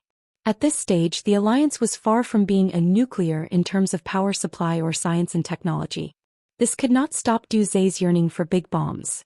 Since Nesario also knew that he could not destroy the Sleeping Dragon Temple with just the Twilight Dragons, and instead bet on the Earth Elementals from the Deep Rock continent, he just had to blow up the Earth Elementals. Little Fatty number 2 fell with a loud bang. Not a single Twilight Dragon, not even Nesario himself, who was hiding in the dark, realized how terrifying this magic bomb was. The last time the Alliance sent out such a big bomb, it was during the Wrath of the Lich King when the tribe rebelled. Winterspring was a cold and remote place and there were no Twilight believers. When the iconic mushroom cloud rose, Nesario was dumbfounded. On the land covered in ice and snow, colorful flames were dancing on the ground and in the air. A few seconds later, the terrifying shock wave set off by the mixture of elements and explosives swept over. Shaking, explosions, ear-piercing noises, everything became a symbol of the tragic loss of the Earth Elemental Army. In the open space where the Earth Elemental creatures gathered, Little Fatty number 2 exploded in the middle of the giant Earth Elemental elite group that had gathered there. The core area was directly turned into a huge crater with a diameter of 500 meters. Naturally, the earth elementals in that place did not even have their bones left. With a series of loud bangs, rubble flew in the army of stone people, and the stones that were blown away fell on the heads and bodies of their companions like hailstones. There were no continuous screams. The earth elemental creatures landed on the beach in silence and died silently. This was just the beginning, not the end. More and more little fatty bombs were thrown down, and the ground rose into the sky, dazzling the dragons. Finally, the real Nesario roared and rose into the air from the huge sea vortex. His voice echoed over and over again in the entire dragonbone waste. My brothers and sisters, it's time to settle the score.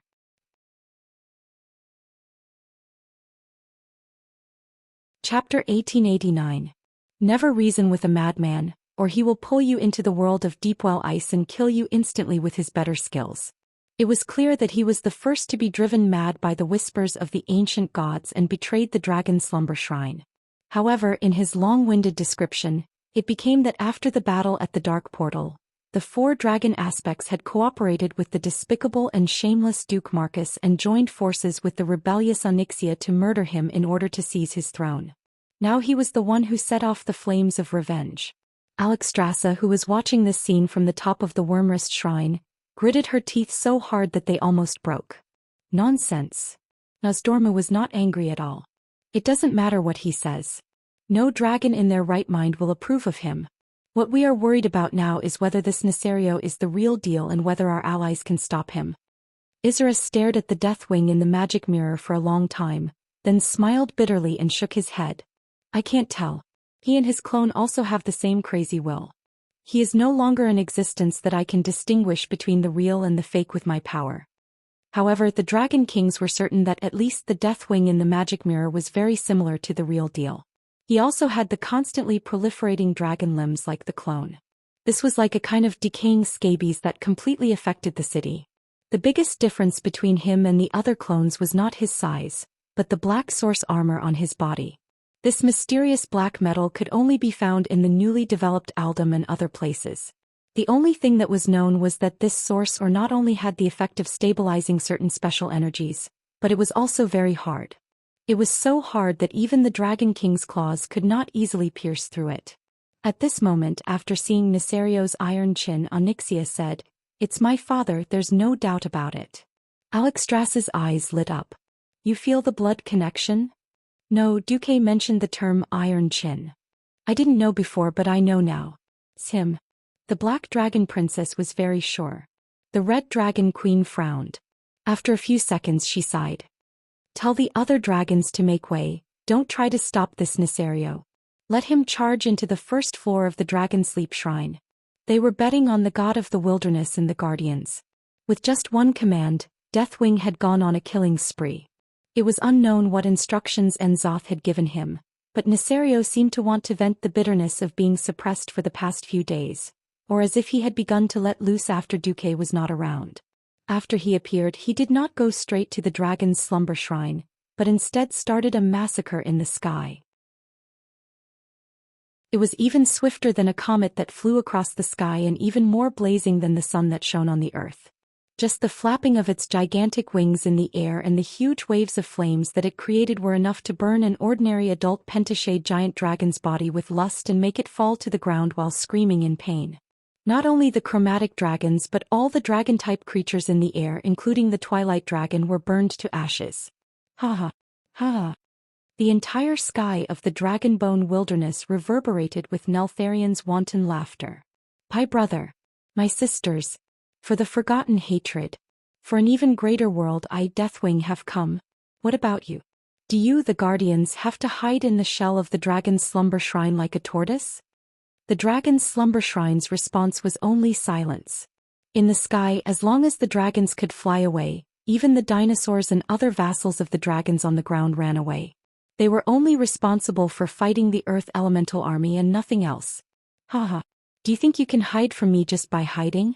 And Duke Marcus, do you think your little tricks will work again this time and you can trick me with a despicable trap? Deathwing raised its chin that was emitting a metallic luster and continued to laugh wildly. Haha. I'm different. I'm really different. In the midst of his laughter, Deathwing flapped his wings. It seemed like he was flying normally, but who knew that the earth would suddenly erupt with a loud rumble? For a moment the earth shook. The earth was collapsing and cracking, and the dragon-bone wilderness, which had been frozen for the past hundreds of millions of years, suddenly flashed with an ominous glow. In the northwest and northeast directions of the dragon's slumber shrine, there was a huge bulge. At first it looked like two mountains rising slowly from the ground. Then the mouths of the two mountains split open and spewed out thousands of tons of blazing magma. The two huge volcanic craters were hitting the space barrier of the dragon's slumber shrine at a high temperature unimaginable to mortals. Impossible! Alexstrasza and Isra exclaimed at the same time. This was just the beginning, not the end. Deathwing, who was hovering in the sky, continued to laugh wildly. Idiot! Where do you think my clone came from? Now I'll tell you. His wings split open. They broke into thousands of pieces, and then with a powerful and unparalleled momentum, like a cover covering the sky and earth, poured down on the circular area with a diameter of more than 10 kilometers below him. Whether it was the earth dragons, dragonmen, draconians who could not escape in time, or the dragon remains that had been sleeping in this wilderness for who knows how many years and had long become bones, all of them underwent shocking changes. Roar, roar, roar. The Tyrannosaurus Rex suddenly grew another head. It did not look like a dinosaur but a typical black dragon head. The horned dragon with long sharp horns suddenly split open its abdomen, and turned into a terrifying monster with more than 5 mouths full of sharp teeth. The skeletons of dragons that had lost their lives for more than 10,000 years suddenly grew flesh and blood. The body with countless mouths, teeth and tongues could not be considered a dragon at all, but a deformed one. Sinestra, who had died in the previous invasion, as well as the leaders of the Twilight Dragons, Cenarion and Variona, all stood up shakily again. After they regained their mobility, the first thing they did was to attack the dragons that were still normal near them. No matter how Nesario tormented his mutated body, it could be clearly seen that all the corpses, regardless of race, had been turned into treasures by him. There were so many humorous Ws, and a casual estimate would put the total number at more than 100,000. 100,000 corpse dragons and mutant dragons. Regardless of their quality, just the number alone far exceeded the total number of ice dragons that the Calamity Army had at its peak. Control. No need. Just these corpse dragons and mutant dragons alone.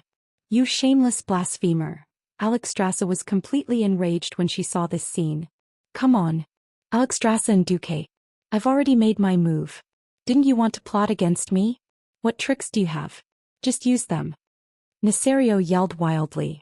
At this moment, Nozdormu's poker face could no longer remain calm. He said softly, Duque, what are you waiting for? You're tuning in to the Zhou Xian's Legacy YouTube channel. Don't forget to subscribe and join us on this journey to catch the most captivating stories.